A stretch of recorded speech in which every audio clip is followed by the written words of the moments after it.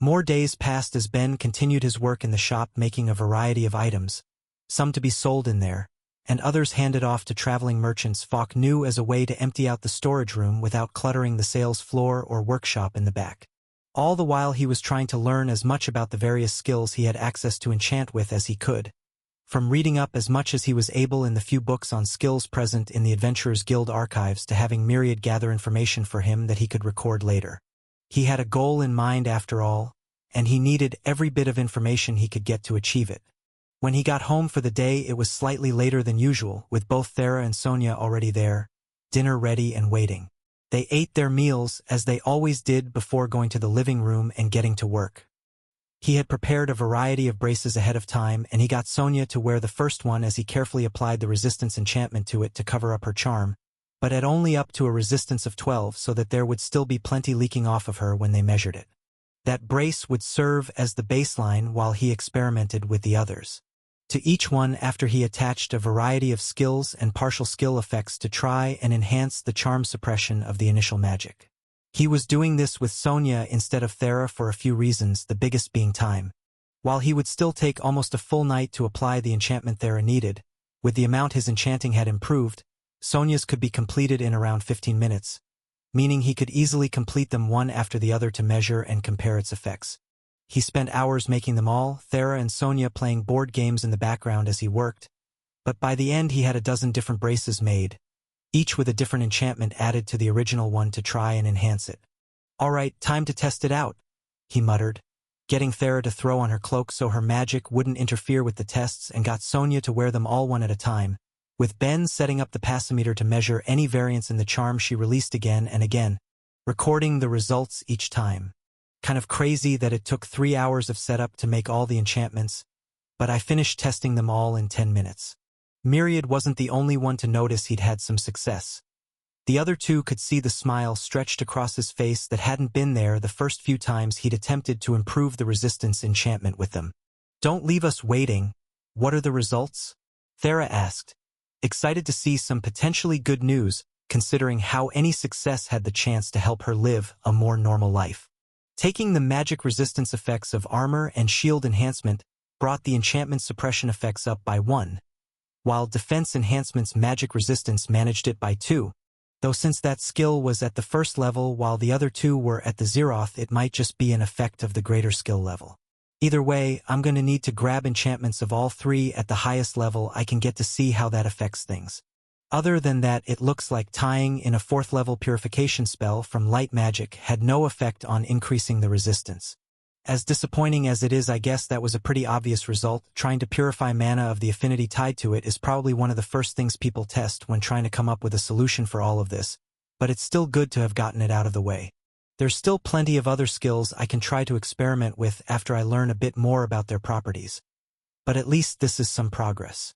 Even this much meant he'd need to go the Guild Master Cecily to update the information in his patent so all the other enchanters that worshipped Myriad could get the chance to learn about it and hopefully make stronger resistance braces without having to level up their skills as much.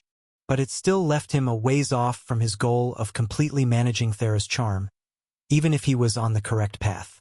Given the power of her mana, there was a good chance that she wouldn't get more than a point or 2 of her charm suppressed, even if all 3 skills were put onto the enchantment, but that just meant she needed more and at a higher level. I wonder if Falk could find any enchanters with high levels in those 3 skills? He muttered as he rolled ideas around in his mind. It probably wouldn't be too expensive, and even if it is, it would be worth it for the research.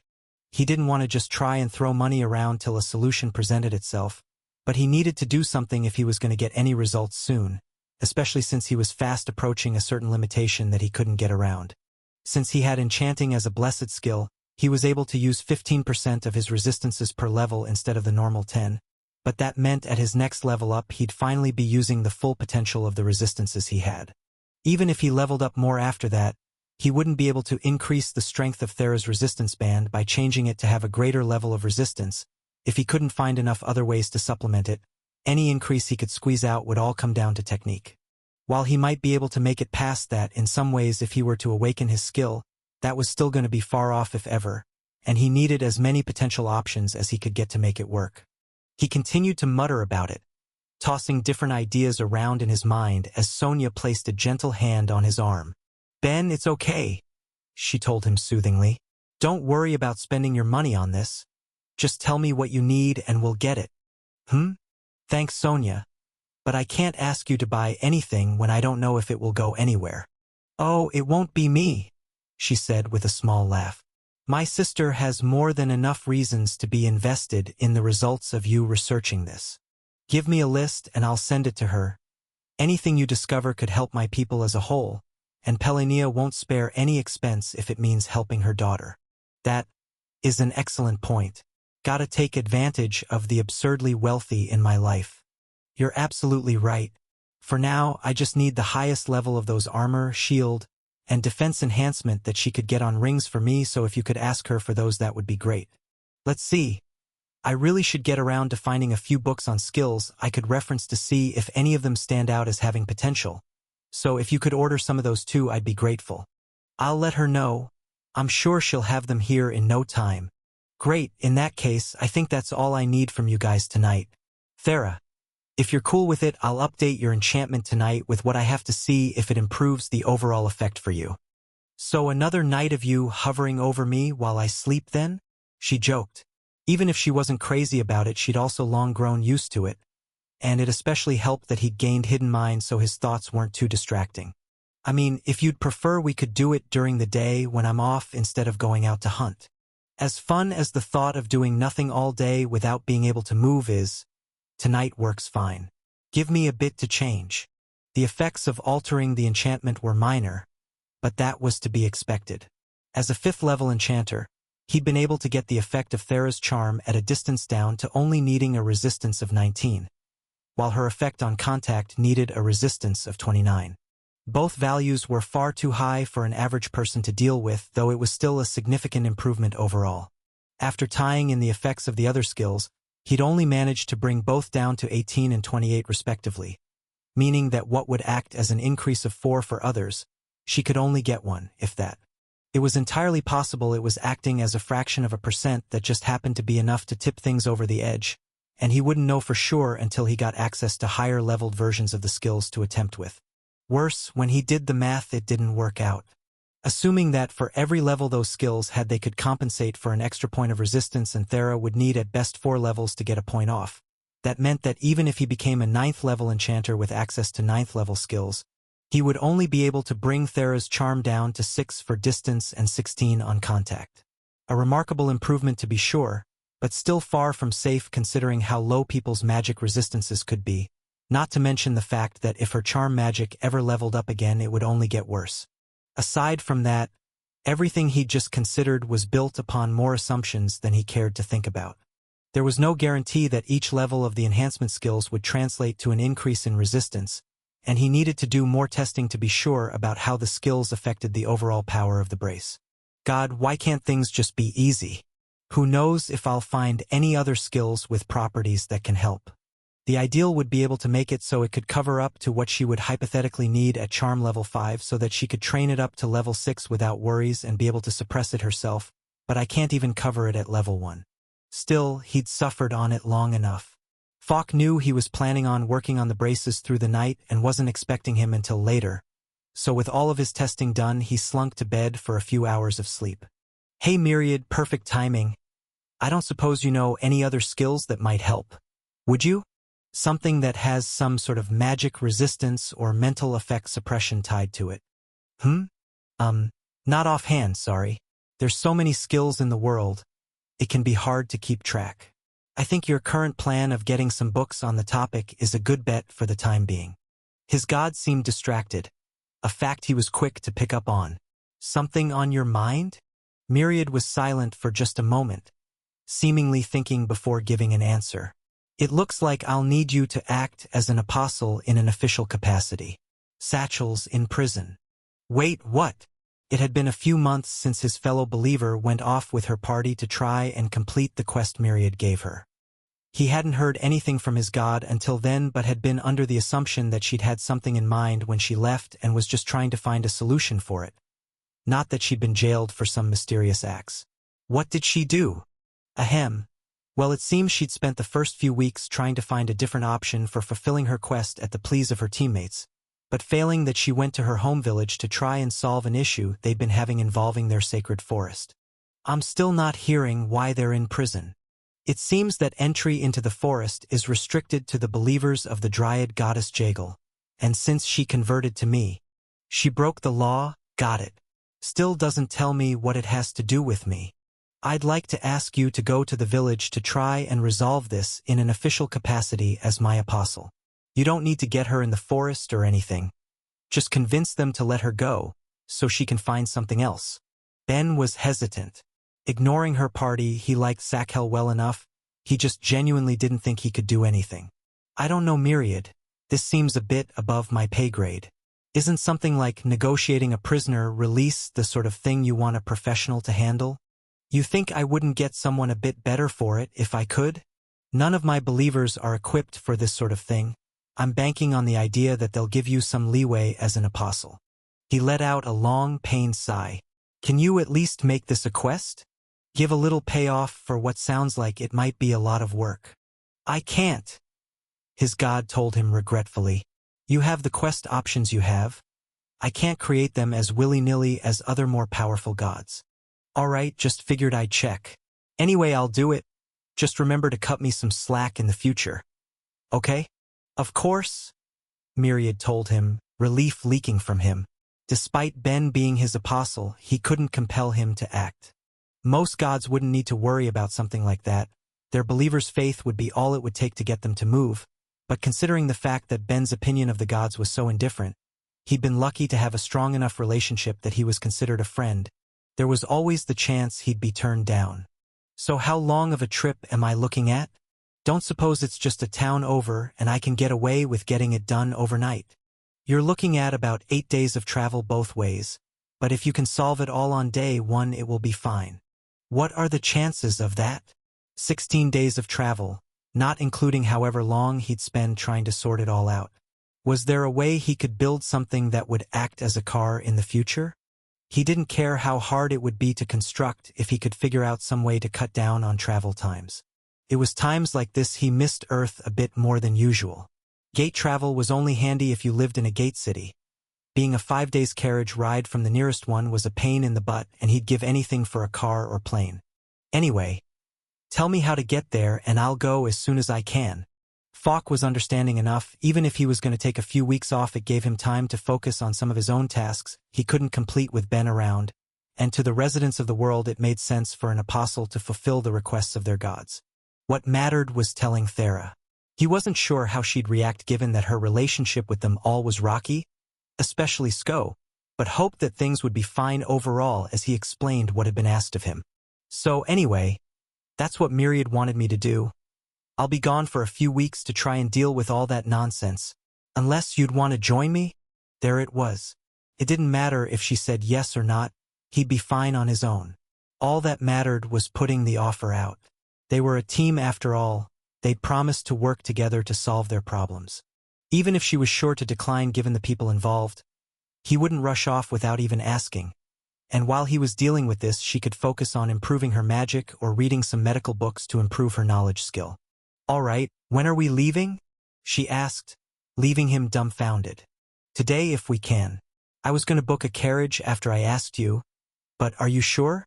I know you aren't exactly a fan of them and we may be stuck together for a while. I think the entertainment of seeing them imprisoned for a bit will be worth it, so I'll start packing. Need me to get you started while you get the carriage sorted out? No, I should be good, he told her and walked off to get them a ride. Still, for her to come along for that of all reasons. What was that saying again? Hell hath no fury like a woman's scorn? He was able to get one without much issue, and they went on their way. Thera brought a few books to pass the time while Ben spent the time working on his enchanting, doing his best to get as much practice as he could while only having the magic rings he'd taken to always wearing, as well as the skills that existed within him. He'd gotten a fair amount of job experience in the past few weeks considering some of the oversized enchantments he'd been able to make, as well as the fact that he was able to experiment using so many different skills compared to other enchanters thanks to his connect, and he didn't want to lose that momentum by treating this time as a break. Even if he didn't have all of his boxes of rings with him, he could use it as a chance to learn about enchanting with magic to an even deeper degree, although it would be more exhausting than compared to working with a skill not tied to his affinities. As nice as it would be if I could enchant with other people's affinities the way I can with their skills, that would be a bit too much to hope for considering all I already get out of Connect, though maybe if I ever awaken it.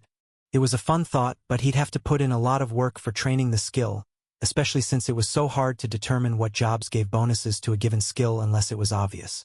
Sure, Connect still had the bonuses associated with it from when he had worked on completing the priest path, and it was guaranteed minor ones now that he was an enchanter, but would it also be getting the main job bonus as well since the way he used the skill was so tightly linked to his enchanting? And for that matter, what about his crafting job bonuses? He was fairly certain that enchanting received them since it was counted as a crafting skill, but what about Connect? Even though he used it so closely with enchanting now, he hadn't started to treat it that way until the end of his craftsman job. Would that have any effect, and were the skills that qualified for a bonus dependent entirely on how he used them?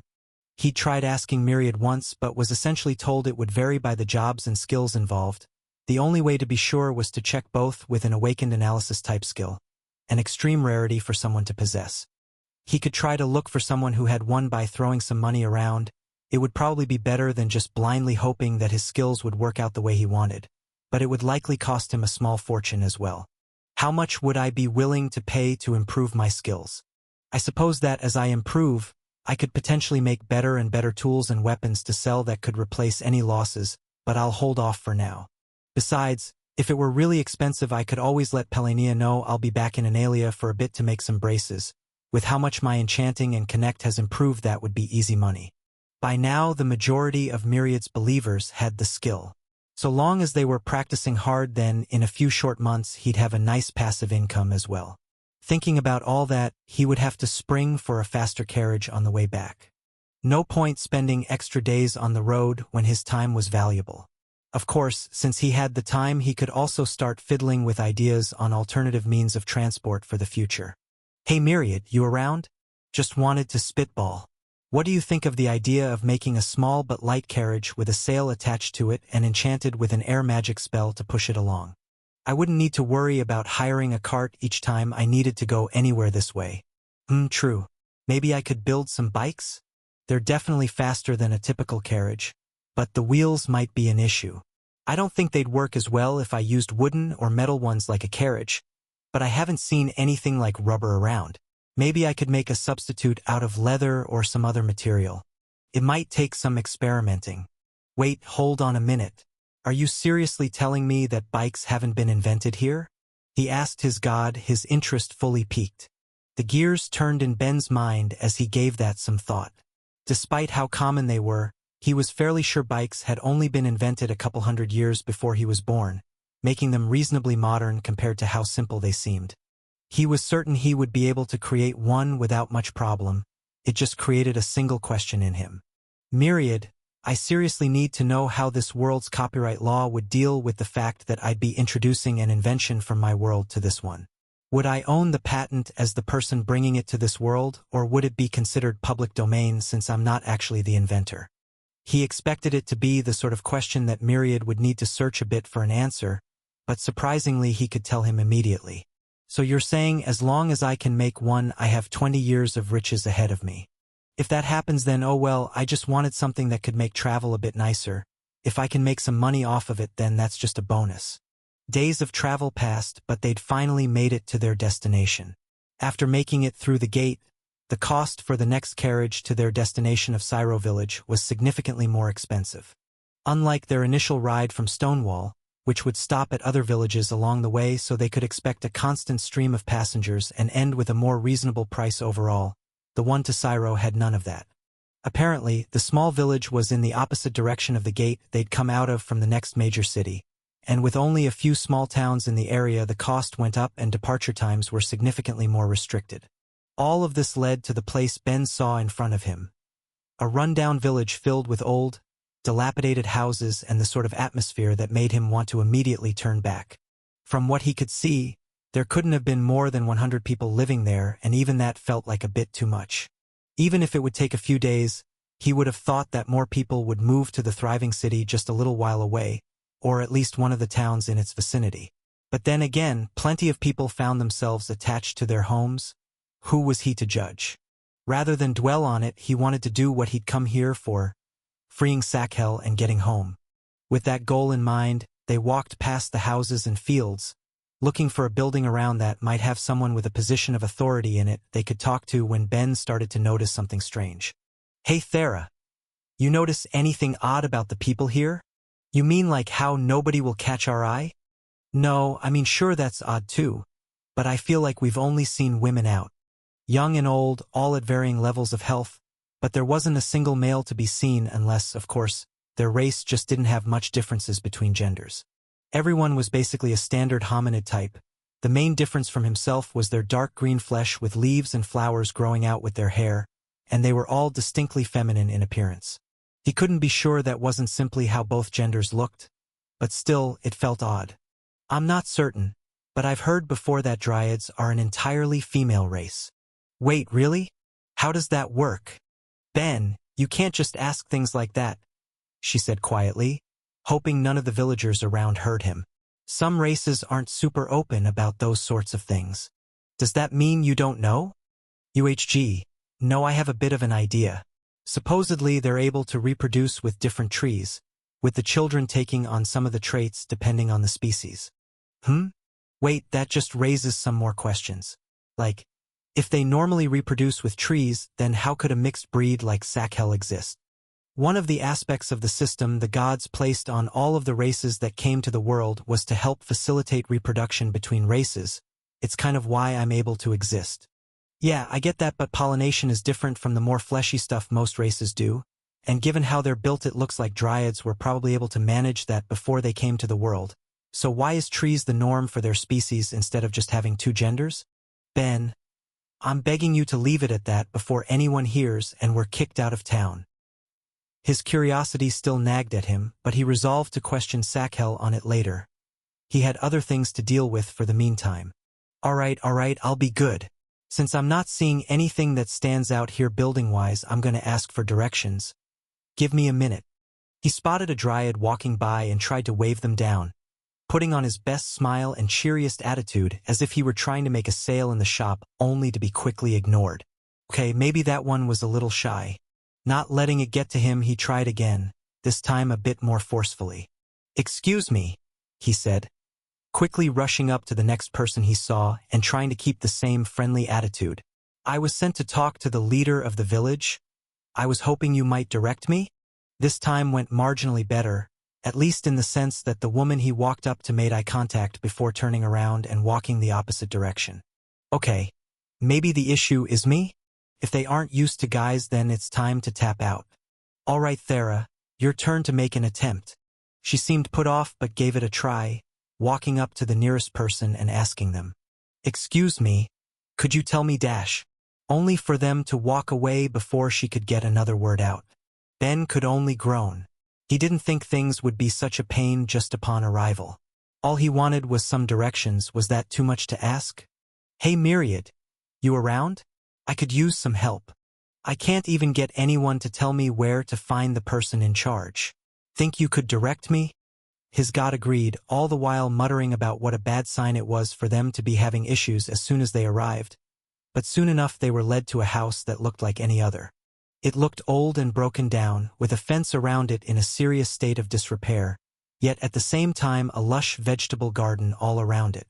As a race that naturally possessed plant magic, it seemed they had no issue keeping themselves fed. But managing everything else was a whole other story. He tried to ignore it though. That wasn't what he was there for, so he went up and knocked on the door, waiting for an answer that didn't come. Myriad?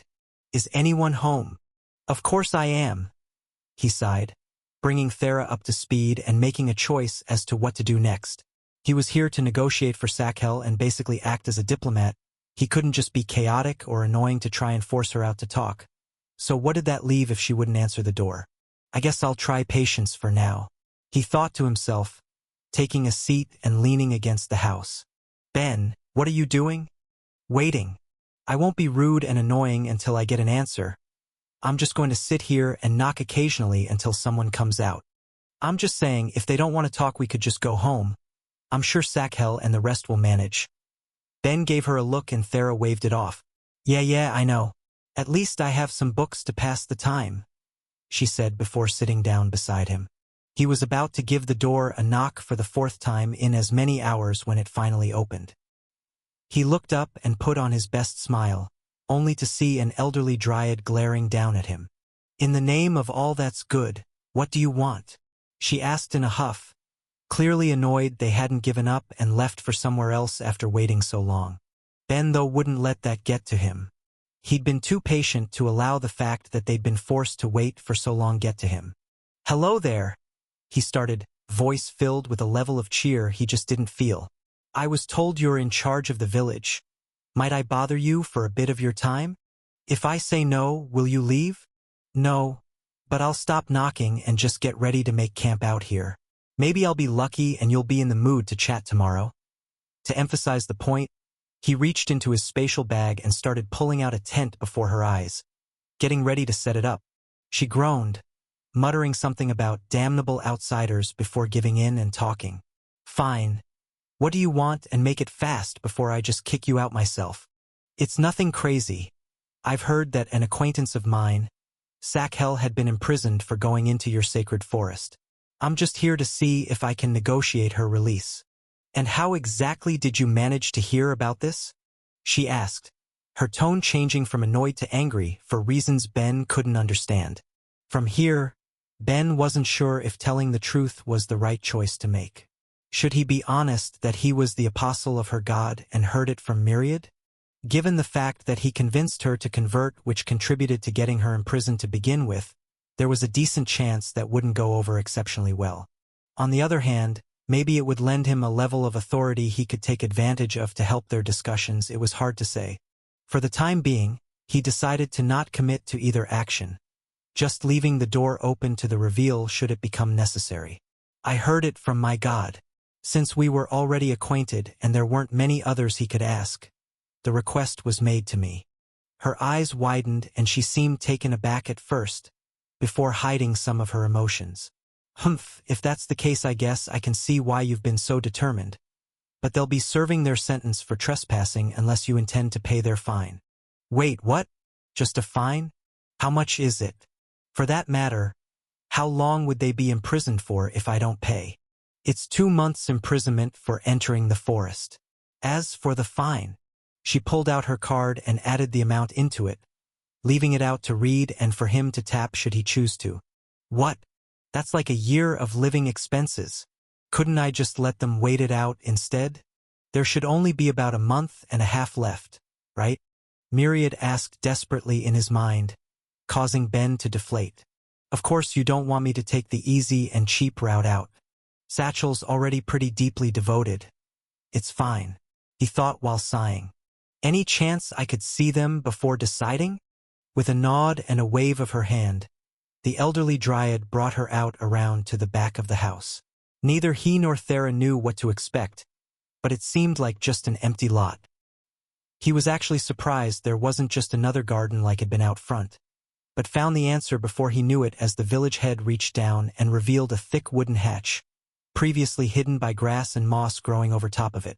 She pulled out an old key, sinking it into a hole in the door, before pulling the entire thing up, revealing stairs leading into the earth. Thera and Ben looked at each other, trying to silently communicate whether or not they should walk down into the earth. But the village elder went down, and without much other choice they both followed. It didn't go down far, and there was a source of light, although faint, and despite the seriousness of the situation and just how uncomfortable it seemed, the moment they reached the bottom and saw Sakhel, Sko, and Raelia, Thera burst into laughter. The village head gave her a surprised look, but Ben ignored it. He kind of understood where she was coming from. While Sakhel and Raelia had just been sitting down on the dirt floor, looking kind of sad until they'd noticed who'd come, Sko had been bound to the wall by thick and powerful plant roots. His legs, torso, and each of his 4 powerful arms was secured to keeping him from moving. Okay. Getting to enjoy this made the 4 hours of waiting worth it, Thera said, causing the elderly dryad to drop just enough of her negative attitude to cast Ben a questioning look. Farah has a bit of a complicated history with them, he told her with a shrug as Sakhel spoke up. Ben, what are you doing here? A bit of light had returned to her eyes as she saw them, and her voice was tinged with hope. Myriad asked me to come help you out, so I made my way here, but seeing as how you could have been freed after a couple months or just paid a fine if you wanted out, it seems like it was a waste of my time. Why exactly didn't you just pay? He asked, wanting to get to the heart of the matter before deciding what to do. Unfortunately, it seemed the reason was entirely practical. Do you really think we all have that much money? She asked, which was a fair point when he thought about it. Just because he'd managed to gain an unreasonable level of wealth in a short time didn't mean everyone would have that much saved up. And as for being stuck here, do you think you'd be able to deal with being stuck in a dark pit for 2 months? We'd really appreciate the help. She looked at him with pleading eyes, and Ben sighed. A part of him thought this whole thing might be partially his fault for converting her, but a greater part was saying she should have known better to go into an area she wasn't allowed. Even if he was the apostle of her God, he wasn't her keeper. Still, Myriad sent him to help, so as long as they were agreeable he would. Hugh, okay. If you guys agree to pay me back over the course of the next 2 years, I'll pay to get you guys out. Does that sound reasonable? Sakhel and Raylia quickly agreed, while Sko seemed like he was trying to but couldn't from how tight the roots binding him were. Actually, isn't that kind of dangerous? I may not know what sort of vitality he has, but breathing is kind of important. He cast a quick, concerned look to the man. But he wasn't dead, so he figured it was fine and turned to the village head. Okay, I'll pay. Let's get this over with. She looked shocked he actually agreed to spend so much, but pulled out her card and tapped it against his. Receiving the funds he transferred over, while Ben couldn't help but feel he'd been a little scammed with the cost. With that done, she walked over to Sko, placing a hand on the roots that bound him, and after a few minutes, they were loose enough that he could walk out. Once that was done, they all quickly left the dark, damp hole in the ground, and Ben let himself be thrilled to have finished up everything so easily. They would need to find somewhere to sleep for the night, but he'd done what Myriad wanted, and they could get home while Sakhel and her friends focused on finding some other way to complete her trial. At least that was what he'd hoped. All right, you're all free to go, so be on your way and don't come back. The elderly dryad spoke, and Ben was more than happy to agree. Don't have to tell us twice. Come on guys, let's dash. Grandmother, please. I just want to help, Sakhel told the woman desperately while cutting him off. Wait, grandmother? Myriad, what the hell have you dragged me into? Ignored by his god, he instead got front row seats to the fight breaking out in front of him. The moment you abandoned our god, you lost your place in the village. Outsiders aren't allowed in our forest, so either rejoin the faith or leave. Nobody here has any fighting skills. If you don't let us in, then what will you do? Sakhel asked desperately, as if begging the woman to let her help, but was only met with scorn. We'll manage alone, as we always do. If you're so determined to cling to whatever god convinced you to turn traitor, then we don't need you. We're all a part of the same world. We need to be able to ask for help if we need it, because that's worked so well in the past, hasn't it? The elderly woman screamed back, before regaining some control of herself. Dryads depend on dryads, and you're already barely that. As far as I'm concerned, our relationship was severed the moment you abandoned Jagal. There was so much venom in the old woman's voice, it was enough to stun everyone. That is, everyone but Ben, who stepped between the two and had gone deathly quiet, trying to contain his rage. Apologize. What? You went too far. Apologize for saying that. He wasn't planning on backing down, but neither was she, and instead waved him off dismissively. I don't expect outsiders to understand. You got what you came here for, so get lost. I have a village to look after. He held his tongue for a moment, just long enough to think through what to say next without just swearing at the woman for a while. As good as that would feel, it wouldn't be constructive. We're just not allowed in your stupid forest, right?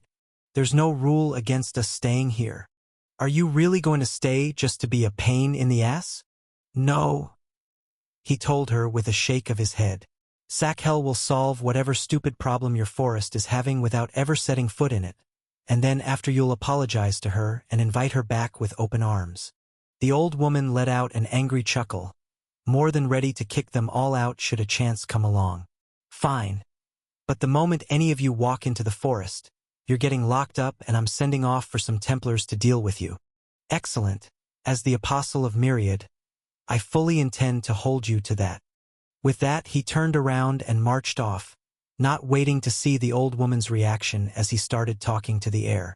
Hey Myriad, give me the quest for earning a large amount of faith from non-believers. I'm going to make these jerks love you. They walked on in silence for a while, the three they'd come to save not knowing what to make of Ben's declaration, and Thera wanting to give him a few moments to calm down. Still, it didn't take long until they were well away from Satchel's grandmother's home when he turned around to speak to them. All right, first off, Thera, sorry, but it looks like I might be here for a while. If you need to head off, I understand. Don't worry, I'll help you out, she said while placing special emphasis on the fact it was Ben she was doing this for, not the others. Thank you, he told her warmly before turning to the other three. Now you lot, tell me what's going on in the forest. Since you mentioned fighting skills, I'm assuming some sort of monster has made its home in there.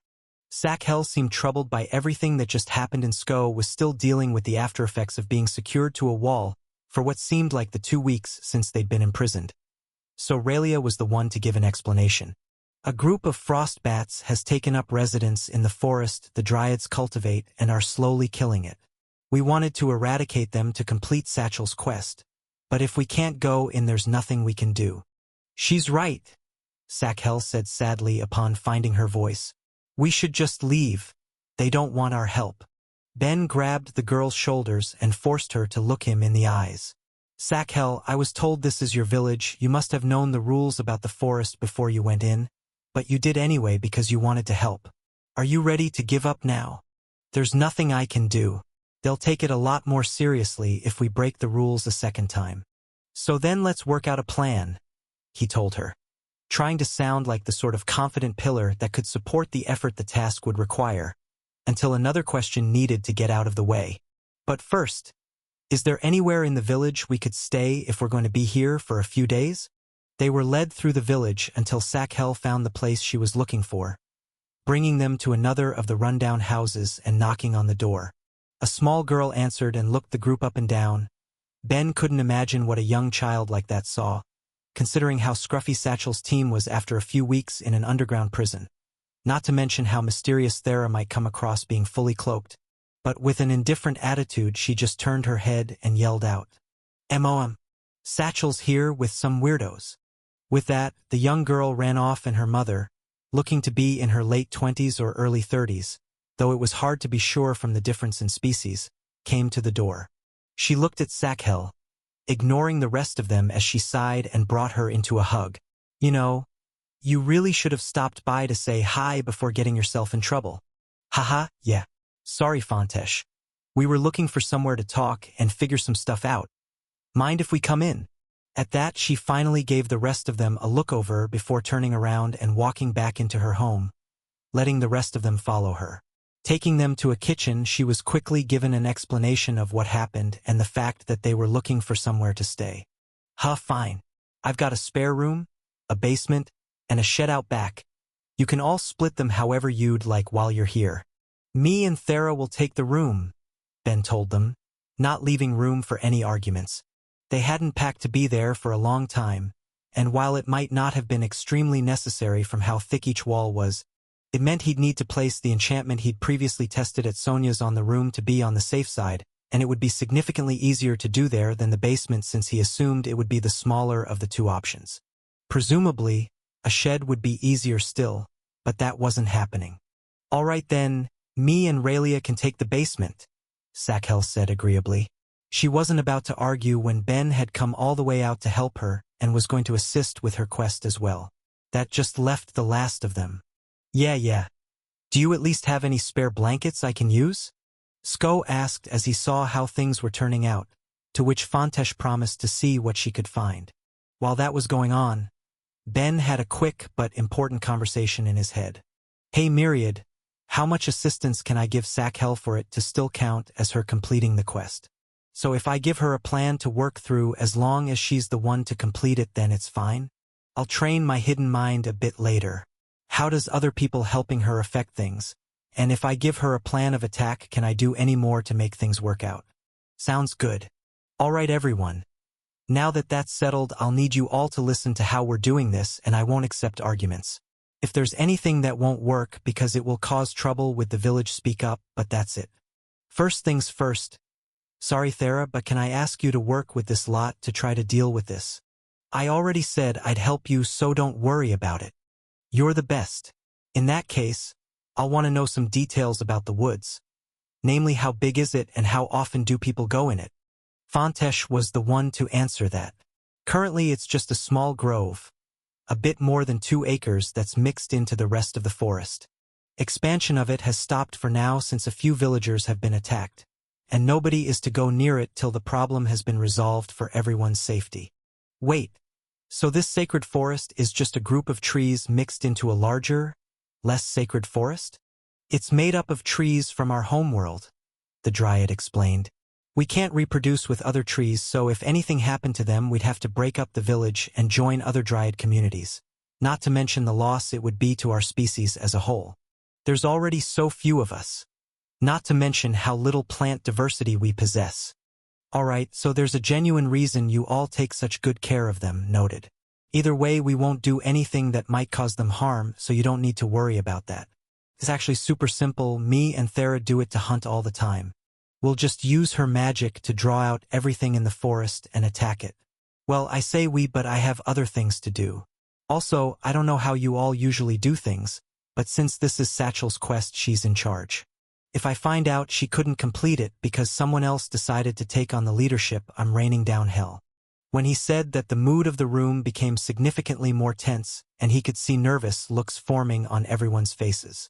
Well, everyone but Thera, whose face was covered like always but seemed to be getting a fair amount of amusement from the discomfort of the others. Man, am I really that intimidating?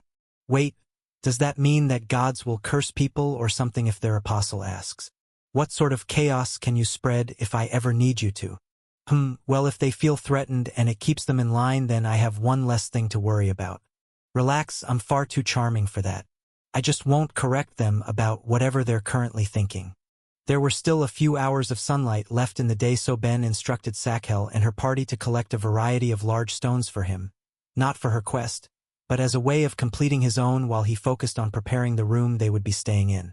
It was significantly smaller than the living room he'd first tried this enchantment on, to the point it felt more like a storage room that just happened to have a bed.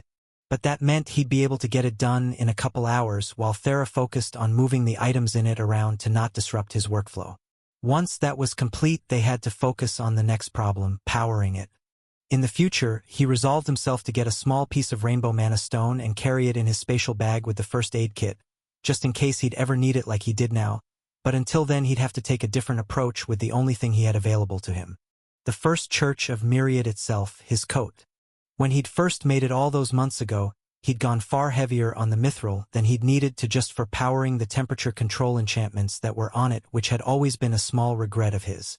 It was wasteful and he could have put it to better use, especially considering how annoying it was to repair it each time something damaged it while attacking him, but for now at least he would be able to take advantage of that previous mistake. The metal was able to absorb any surrounding mana to directly power the enchantments placed on it. It couldn't hold on to the mana to the same extent a crystal could, but it also didn't need to be prepared in any specific way to extract mana from it either.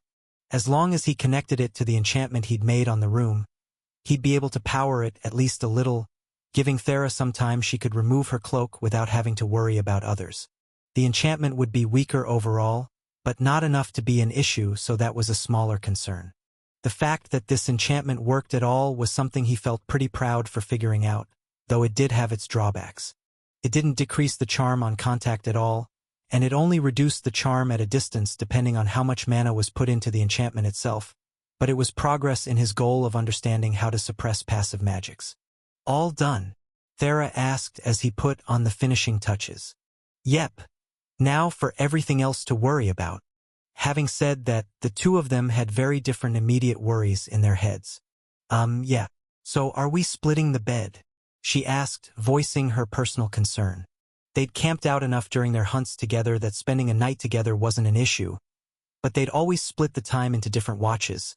There was no need to do that now, and while Ben had seen her sleep multiple times, that had always been while he was focused on changing the enchantment on her brace. This was a bit more close quarters than that, with the options being a bed barely large enough for 2 people or one of them sleeping on the rough wooden floor. Ben, having given no thought to the matter when he requested the room, left it up to Thera. "Doesn't matter to me. If you're more comfortable with it, I'll sleep on the ground." "UHG, I won't make you do that," she said after a moment's thought. "It's not like you'll try anything anyway. I'm the picture of manners. Anyway, I don't think I'll be sleeping tonight either way, so worry about that tomorrow. I decided I'm going to make this town love Myriad, and by God, I'm going to make that happen." She was going to ask just what he was planning when a knock came on the door, which he quickly got up to answer.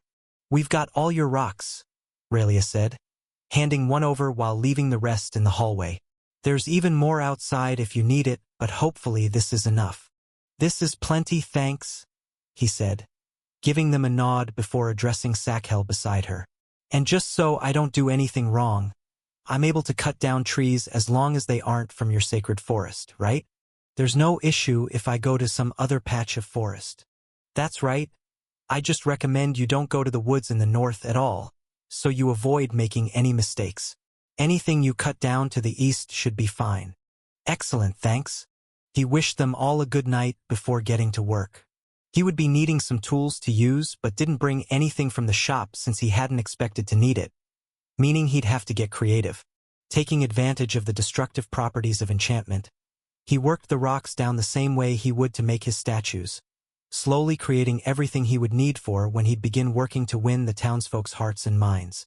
A hammer, a chisel, a file, and a saw. All were necessary for the plans in his head, and he could always make more if need be. The biggest issue was that he didn't think they would hold up as well as their metal counterparts, but he could work around that. Making use of his earth magic ring, as well as the enchanting spells, harden and strengthen, he enhanced the items to the best of his abilities, sure in himself they wouldn't break from regular use once he was done. He still had some time left before his next task, so he got to work shaping the rest of the stone the others had already brought up for him, alternating between spinning tops and small, sturdy statues of animals from Earth and some he'd seen from this world that he attached wheels to so they could be rolled around. Without the sort of entertainment he'd had available in his homeworld, he was hopeful that these would prove enjoyable for the few kids in the village. He noticed Thera had fallen asleep by the time he was done and quietly cleaned up a bit before slinking out of the house, trying not to disturb anyone as he went around back and started banging on the door of the shed. Took a few minutes, but Sko finally came out. "Oh good, you're awake," Ben said cheerfully, as if he weren't the reason for that. "I needed someone to carry things for me, so come on." Instead of answering, Sko just looked up at the moon for a few moments. "You know, I couldn't have been asleep for more than a few hours. And you can sleep more when we're done, now chop chop, we're burning moonlight.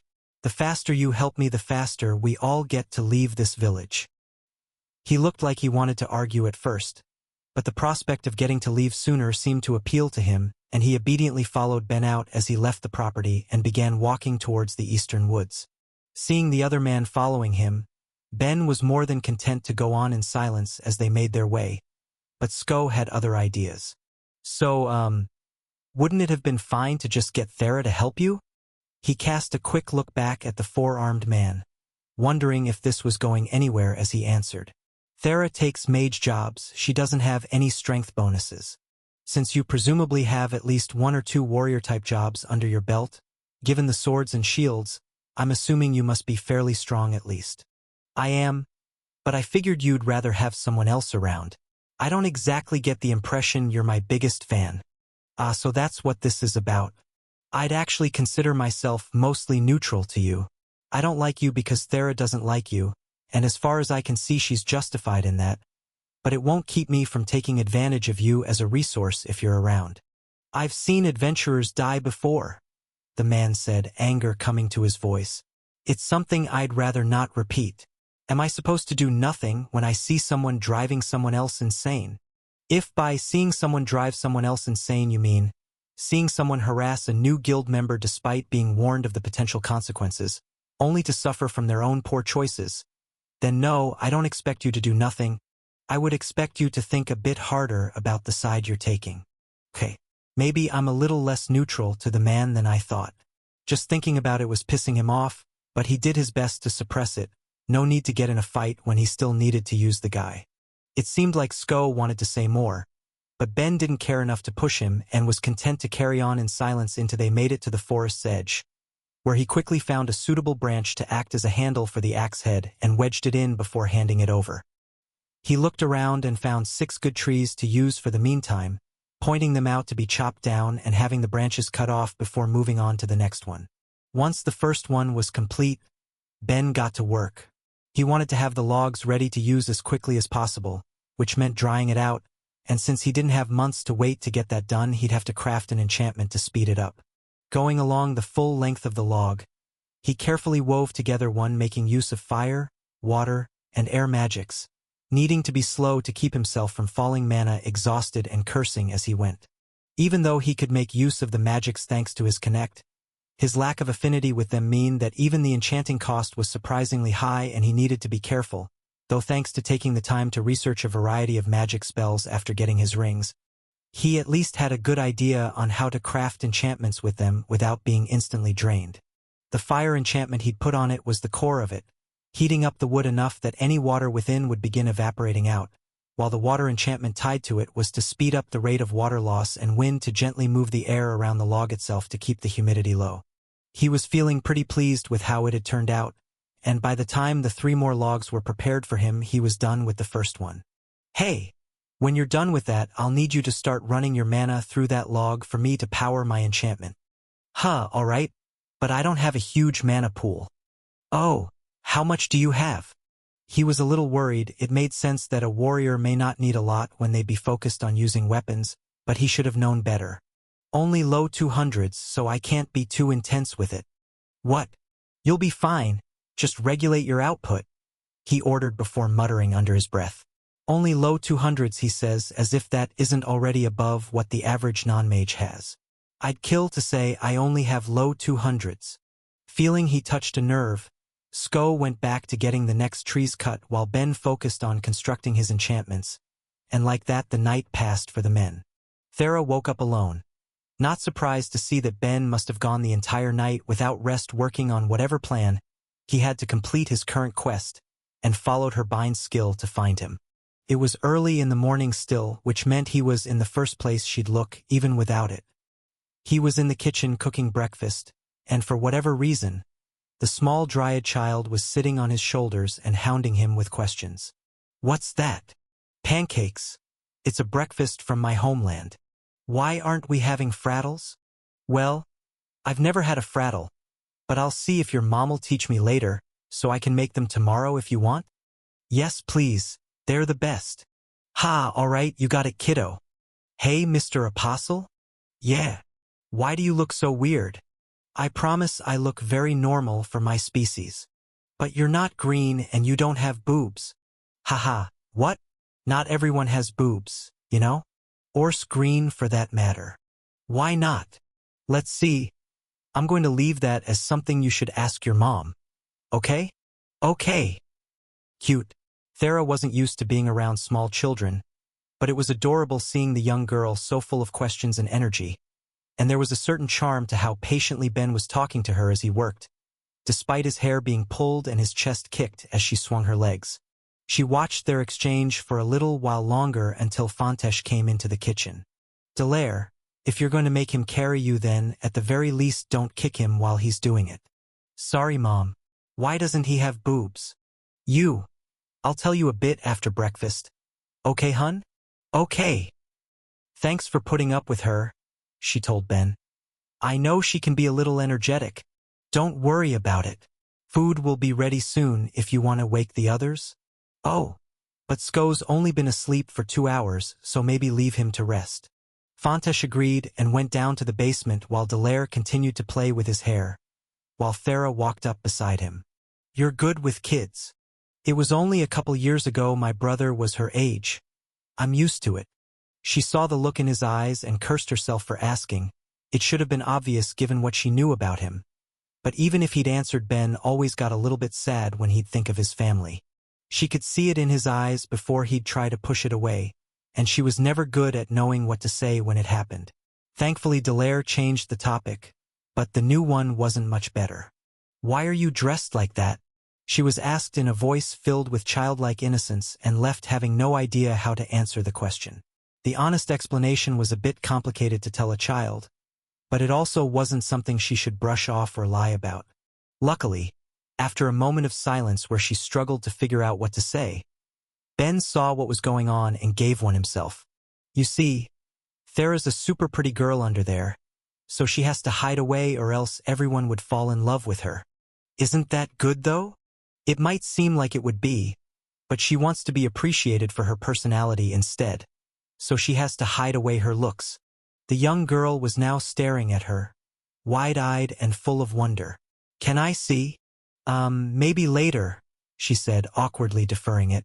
"Yeah, I'll make you a magic necklace so it won't cause any issue. You'll just have to wait a bit. Okay?" "Okay."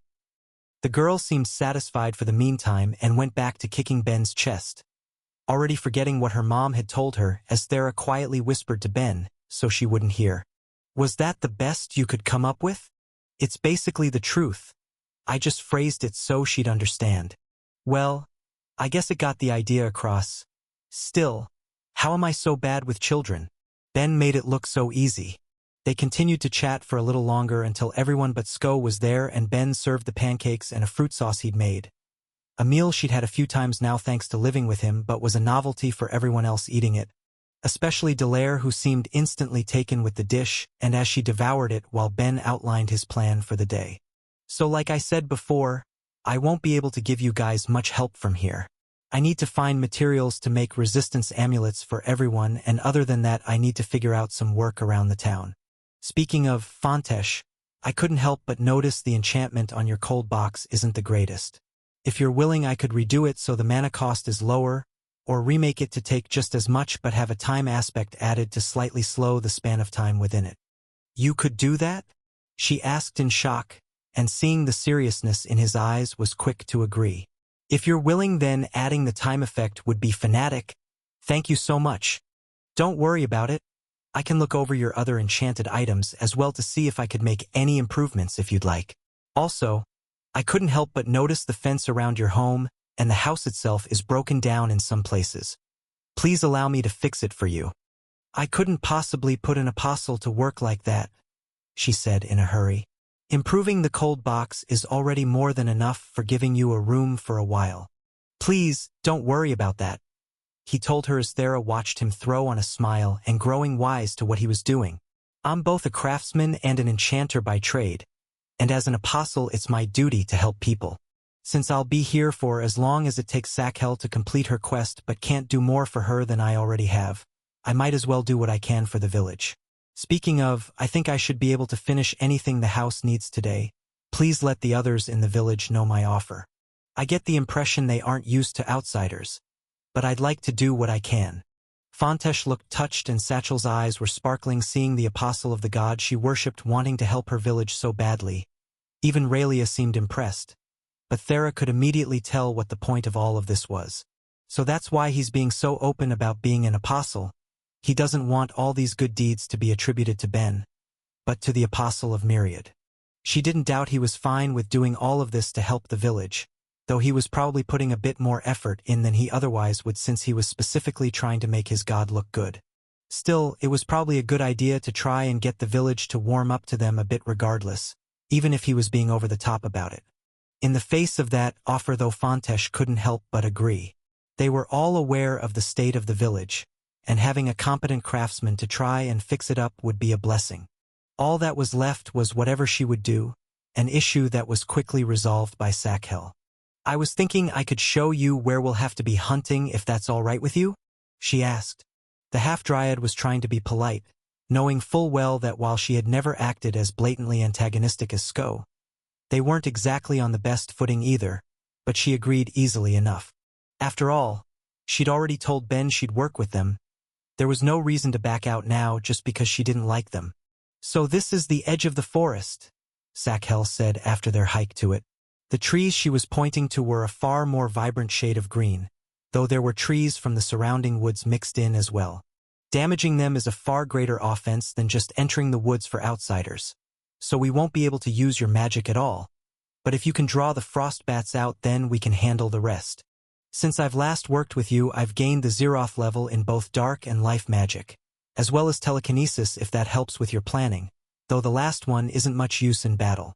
Since she was going to be working with them for at least a few days, she knew that sharing the improvements to her magic skills was for the best, even if it felt a bit too open.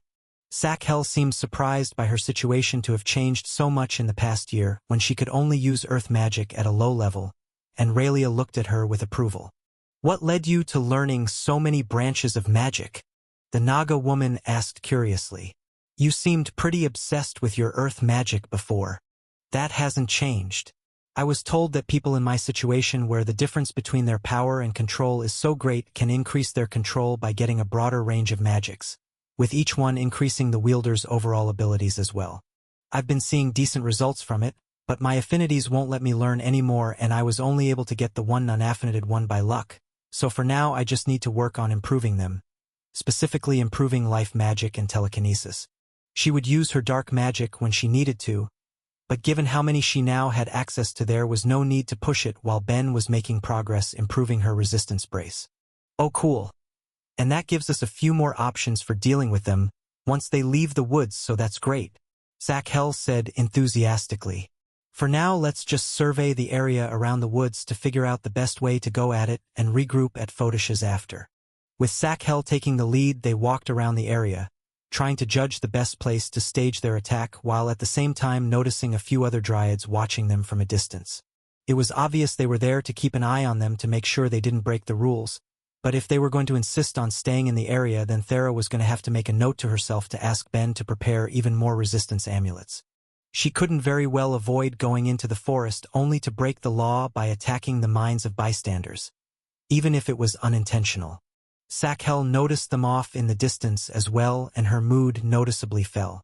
It wasn't hard to see why. This was her home village, presumably where she'd grown up, and now because she'd changed her faith she was an outsider.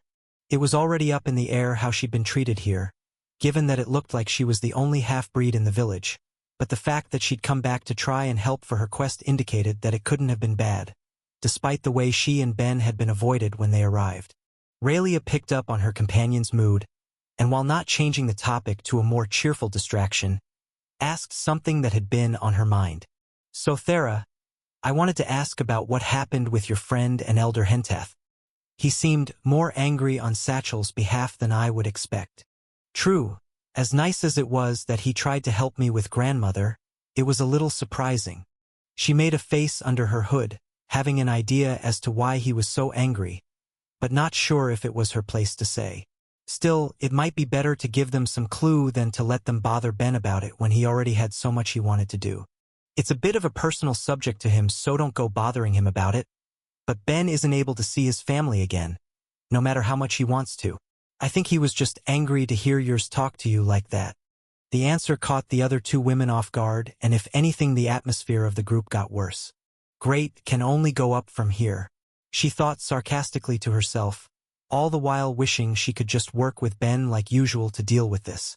After the girls had left to work on figuring out how they would get rid of the frost bats, Ben began his own goal, earning myriad faith amongst the town. It started out easy enough. Fontesh showed him all of the enchanted items she possessed, which wasn't too many. The cold box for storing food, a water jug for collecting water from the air, a stove for cooking, and a few simple lights. None of the enchantments on the ones she owned were overly complicated, and Ben was able to improve them all. It looked like they had all been produced with lower levels of magic than he was capable of enchanting with, so he was able to get them all working better while being more mana efficient in only a little over an hour. The problem came when he wanted to start repairs on the house and asked about a resource he was certain would be available, given that all of the houses seemed to be made out of wood. Wait, what do you mean there isn't any oil in the village? He asked, shocked. We all have some around for cooking, of course, but the quantities you're looking for just aren't something we can manage. Why is it so important? Ben could only groan. He suddenly understood why the village was so beaten down. The entire place was rotting. The wood the houses had been made from hadn't been treated beyond just charring it. Sure, that would help to increase the lifespan, but that was no substitute for properly sealing it all. He had to wonder if that meant that the villagers had made their homes themselves without properly understanding how to do it, or if they'd been ripped off when they hired someone from outside. But that didn't matter.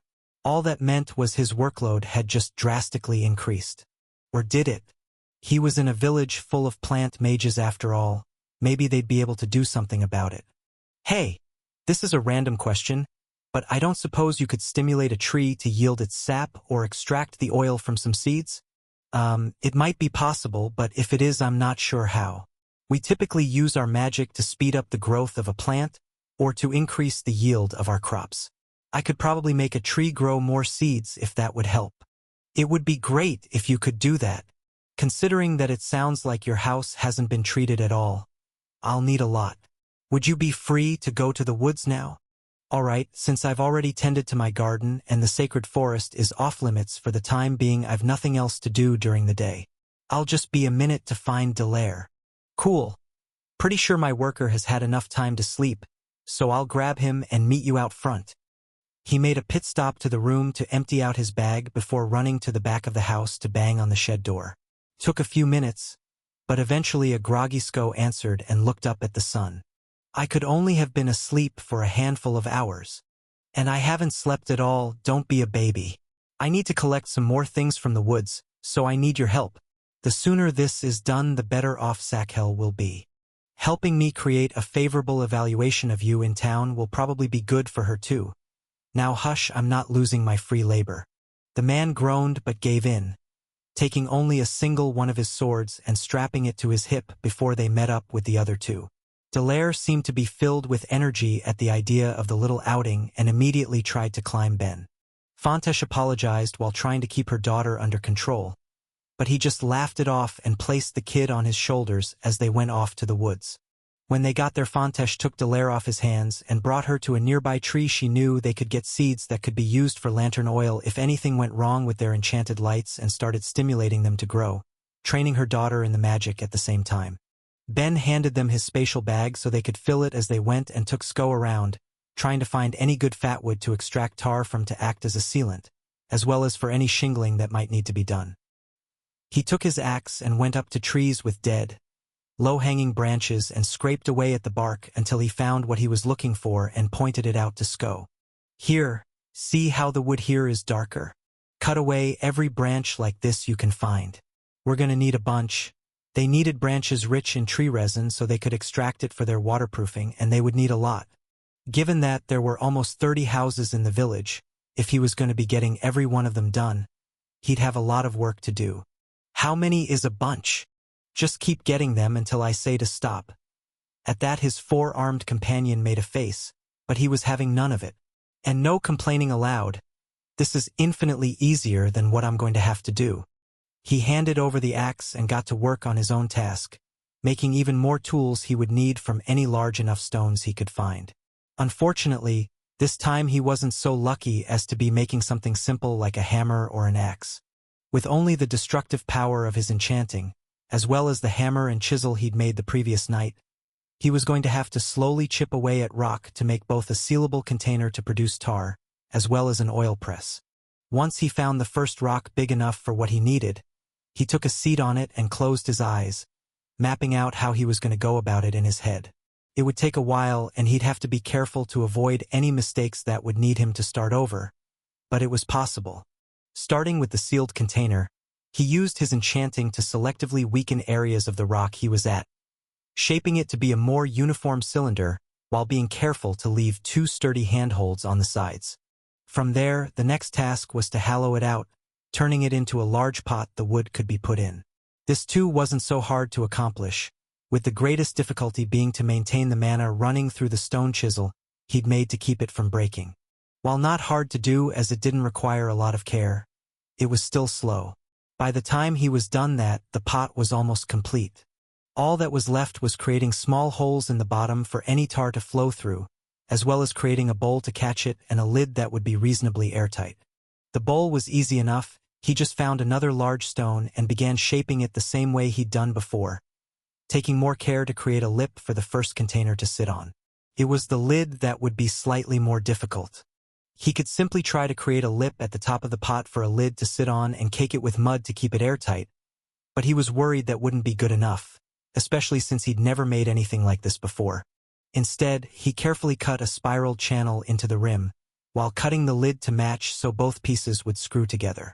He'd still cake it with mud when he was using it to be sure, but he was confident it would get the job done. With that complete, it was on to the oil press. His immediate issue was that he only had a rough idea on how to put one together, which might impact his overall yield, but there was nothing he could do for that. He'd already asked Fontesh if the village had one he could use, but it seemed any time they wanted oil they simply did it by hand. He couldn't help but marvel at how vastly different the lifestyles could be in the world, from how advanced Analia was with its abundance of magic materials, to his regular lifestyle in Stonewall, which while lacking compared to his life on Earth hadn't been so bad as a whole, to this. He was sure if the Dryads weren't so cold to outsiders then their overall standard of living would improve, but there was nothing he could do to change how they lived, and instead he got to work on the press. The design for this one was simple, though he'd have to make it all in one piece. It came down to making a pot with a small hole in the side where any oil obtained would be squeezed out, but at the top of it there would need to be a thick bar with a threaded insert for a screw-like bar to be.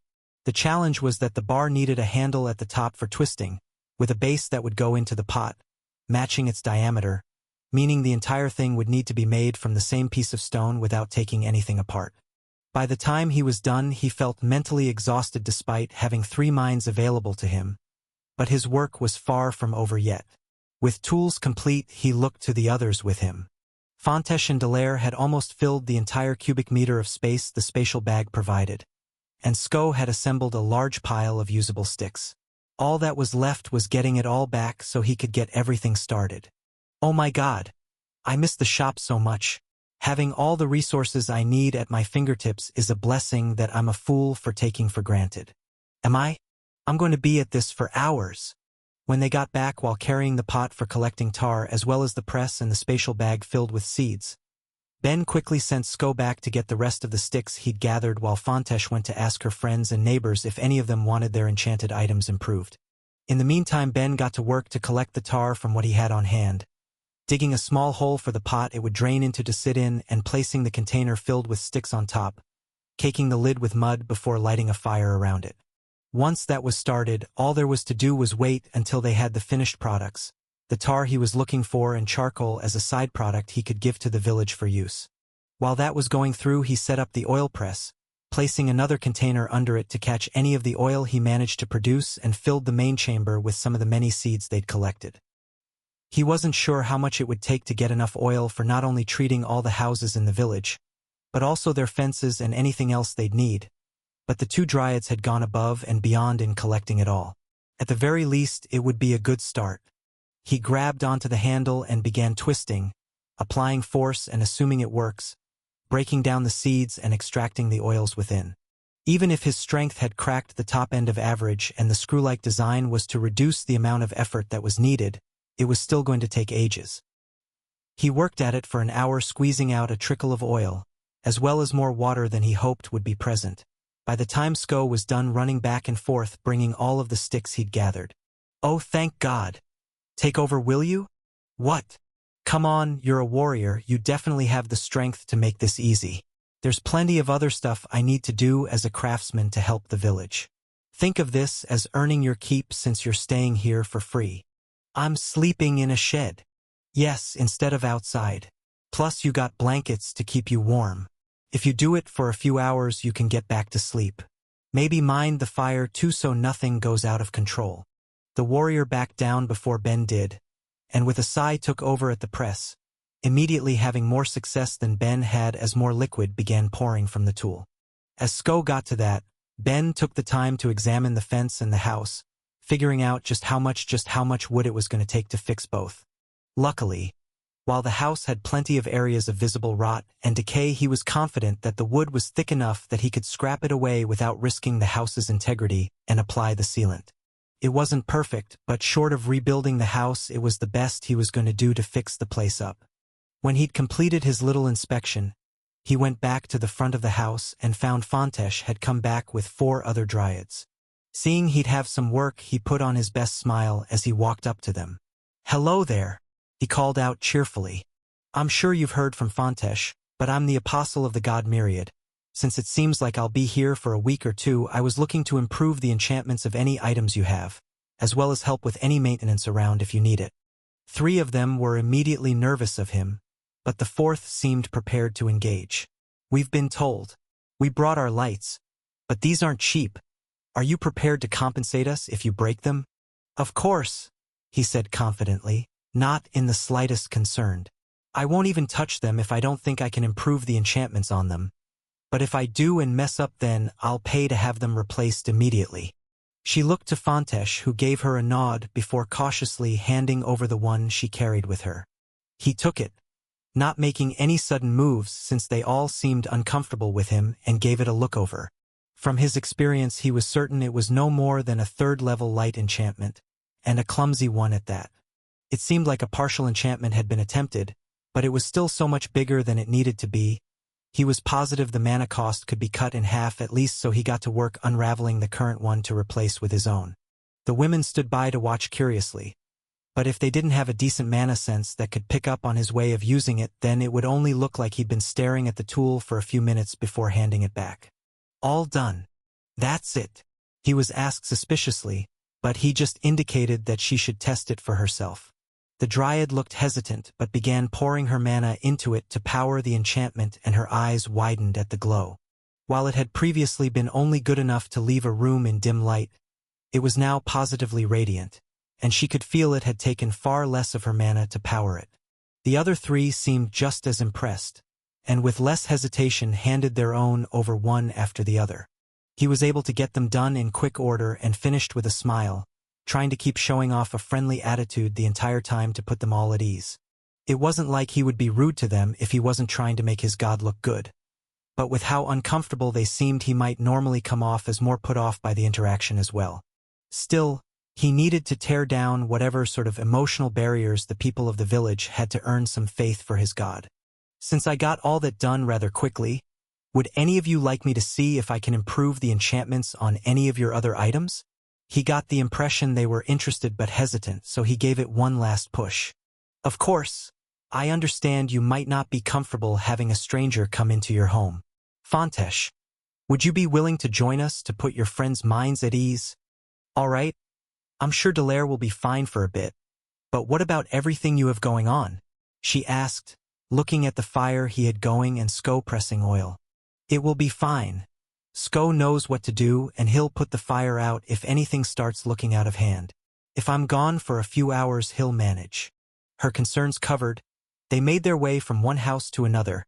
Each time Ben examined the enchantments available and redid them when he thought necessary, occasionally adding different effects as well if the owners approved, such as when he'd added the time enchantment to Fontesh's cold box. It took a few hours, and by the time he left each house, he felt the residents warmed up to him a bit. But there was still a distance he couldn't escape no matter how friendly he was. Instead of just accepting it, he decided to seek some answers from the only dryad who didn't seem bothered by him or the others. "So what does this village have against outsiders anyway?" "I would think any dryad would be cautious of outsiders, from this village or not." "Okay, cool. But why?" Instead of answering, she just chuckled and gave a question of her own. "You're rather ignorant of history, aren't you?" "I'm ignorant about a lot of things when it comes to this world. Mind making things easy and just filling me in? Sure, it's probably better if you know if you're going to be here for a while. Centuries ago, my species and our forests were almost hunted to extinction to be used for parts." His mind immediately flashed to when he'd heard about it in Analia. He hadn't known what races had been hunted, but things suddenly made a fair bit more sense around the village. "Okay. I can see why that would give you some stranger danger. Well, there were around a dozen races that suffered from that sort of thing, but we probably suffered the most for it. The world is large after all, and we mostly keep to ourselves. Even if a village of US was left alone, if our forests were destroyed, then there'd be no more children being born. And even if any survivors put out searches for other villages, there was always the fear that death and destruction would follow them, so many hid away. leaving any stray survivors to a long, lonely death. Joining a different community wasn't an option. There are plenty of mixed towns and cities out there. I get it can't make up for what was lost, but wouldn't it be better than being alone? I'm sure there are plenty who did, but for others, well, would you want to risk the chance of living among the same group that hunted your people? Not to mention that they'd have to live in fear of word about their race and location getting out, even if they did find a safe community. Alright, I get what you're saying, but your village isn't exactly hidden. Are you all okay with that? She only shrugged. Once the gods became aware of what was happening, they exerted their influence in a big way. From what I understand, apostles were mobilized and Templars were sent to rain chaos on the people responsible. Entire cities were burned to the ground if enough people were found to be involved. It left the survivors the chance to be open enough to find each other. But the history and fear still remain, not to mention the occasional rumors of dryads or members of other hunted races disappearing. Our bodies are still useful in alchemy and as materials after all. Since the gods aren't all-knowing, there will always be some people who are willing to take the risk to get their hands on us.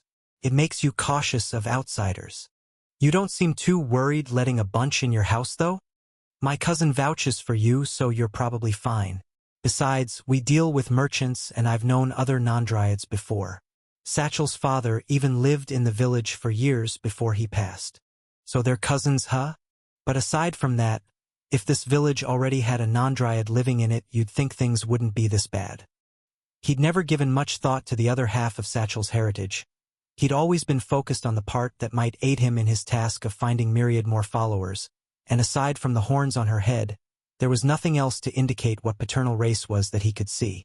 Her dryad heritage seemed to run strong except for the fact that she wasn't born with the plant magic she desired. So are both of her parents. Yes, when she was a child. Before she decided she wanted to be an adventurer and see some more of the world, she lived with our grandmother. And Hentatha's willing to cut her off? Just for changing her faith? I'm not going to say our God is more important to us than any other race, but when my ancestors were being hunted, there were two things they could believe in: other dryads and Jagal. It's something that strengthens the connection between all of us, makes us a community. I don't think grandmother was correct to act as she did, but as a change, it must be hard for her. I don't think it being hard justifies the way she acted, but fine. Thanks for telling me at least. It's the least I can do given how hard you're trying to help the village. I'm sure if you keep it up, the others will open up. They continued walking back to Fontesh's house as Ben focused on his thoughts. If all of the discomfort he was seeing from his presence stemmed from the fact that they feared for their safety, then he might have a lot of work ahead of him. He sighed, knowing things could never just be easy as he went to check on Sko. At the very least, the man had been making good progress with collecting oil, even if he did seem exhausted. With a jug collected, he'd just need to test to see if it would even work for what he wanted. And with that in mind, he took his hammer, chisel, and axe and went to one of the trees they'd prepared the previous day. He'd need a brush to apply it, and maybe he'd be able to make something better later, but for the time being he carved out the general shape from a chunk of the dried wood, and every so carefully split the top of it, separating each of the wood fibers from the others the best he could without splitting them from the handle. With that complete, he cut off another small chunk of wood and brushed it down with the oil before leaving it to sit. It was important to test that it would actually be able to both dry in a reasonable amount of time, as well as provide any benefits to waterproofing, but since it wouldn't happen instantly, he went off to try and find a suitable material to make resistance amulets out of.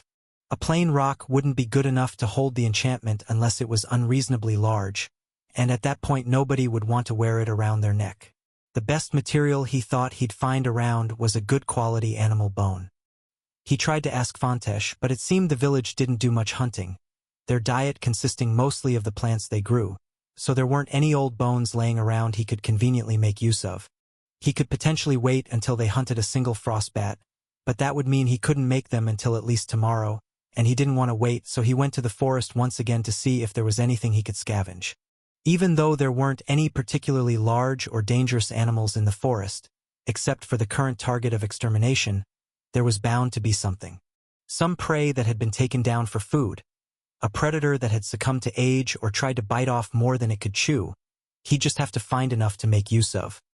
He looked high and low, kicking up leaves and looking for burrows, But after over an hour of searching, not a single bone could be found, though an alternative did manage to present itself. A boulder of quartz, glittering in the sunlight that filtered through the forest trees. Crystal seemed to be pretty good at holding enchantments in his experience, and there was more than enough to make everyone an amulet.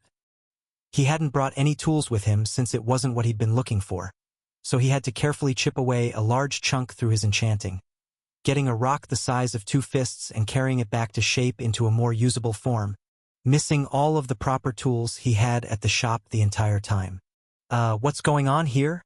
Thera asked as she and the other 2 women returned in the evening to find seemingly the entirety of the village's young children in the yard and tugging at Ben, with Dallaire being the most demanding of his attention. "Remember all those toys I made last night? Well, I gave them to Dallaire and told her to share them with her friends, and when they came to say thanks they just stuck around after."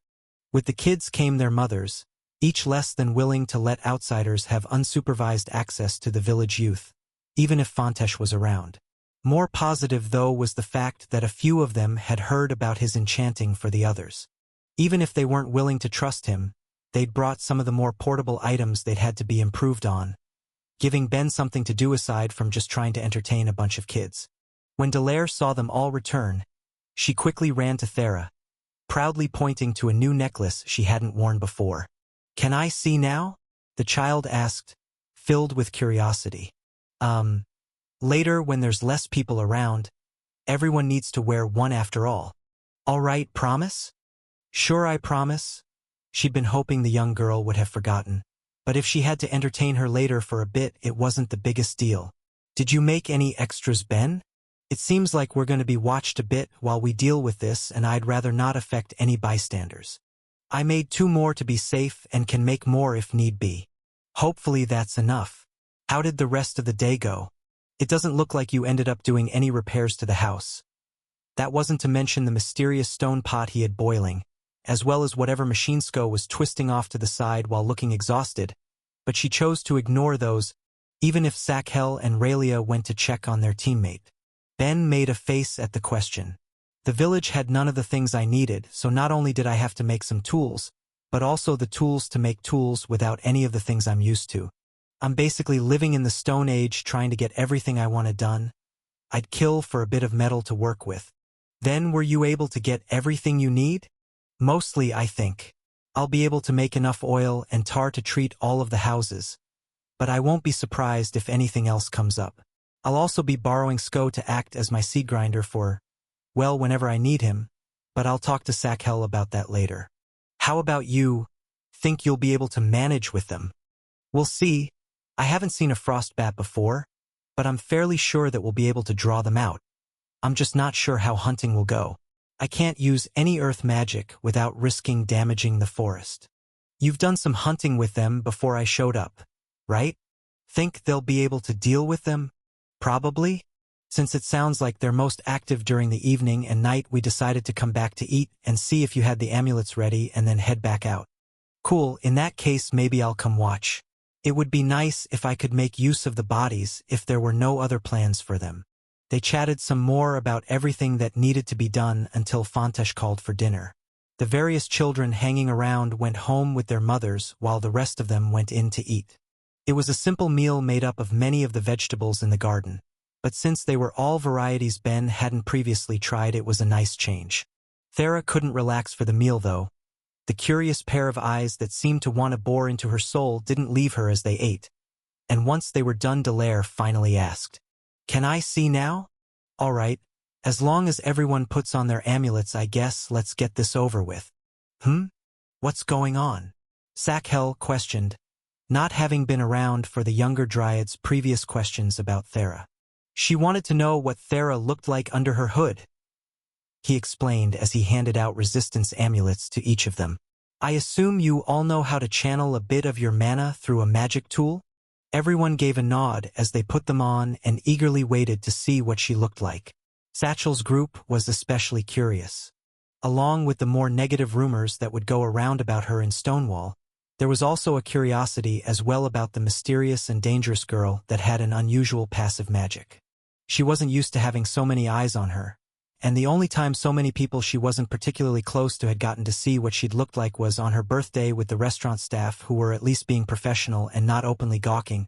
But since they'd be getting a look anyway, as she hunted, it was probably better to get this over with early, so without putting it off any longer she lowered her hood. She felt her cheeks warm and took comfort in the fact that only Ben would realize her face sparkling in the light meant she was embarrassed, even as she swore to herself that he'd be doing something for her to ease just how much of a bother it was going to be to help Satchel's party. He was obviously getting a little kick seeing her so flustered as Dallaire gave voice to her own impression of Thera's reveal. "Wow, you're so shiny." Thanks. And as pretty as Mr. Apostle said. "You're very pretty too," she told the girl while pulling her hood back over her face. Just why was knowing how to talk to a child so hard? She felt that everyone's eyes were still on her, so she wanted a new subject to focus on. "Anyway, isn't it about time we go for the hunt?" It was getting late enough that it was probably a good time to start walking to the woods, and except for Fontesh and Dallaire, both of whom needed sleep, everyone else got ready to go when Ben called over to Sko. "Actually, if you could do a few more hours of collecting oil and tar, that would be great." When they got to the sacred woods, they found the Dryad keeping watch and handed them a resistance amulet, explaining what they were doing and checking to be sure there weren't any others around that might be affected before Thera removed her cloak.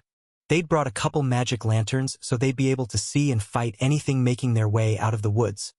But Thera had a more personal problem she'd slowly been growing accustomed to during their hunts together.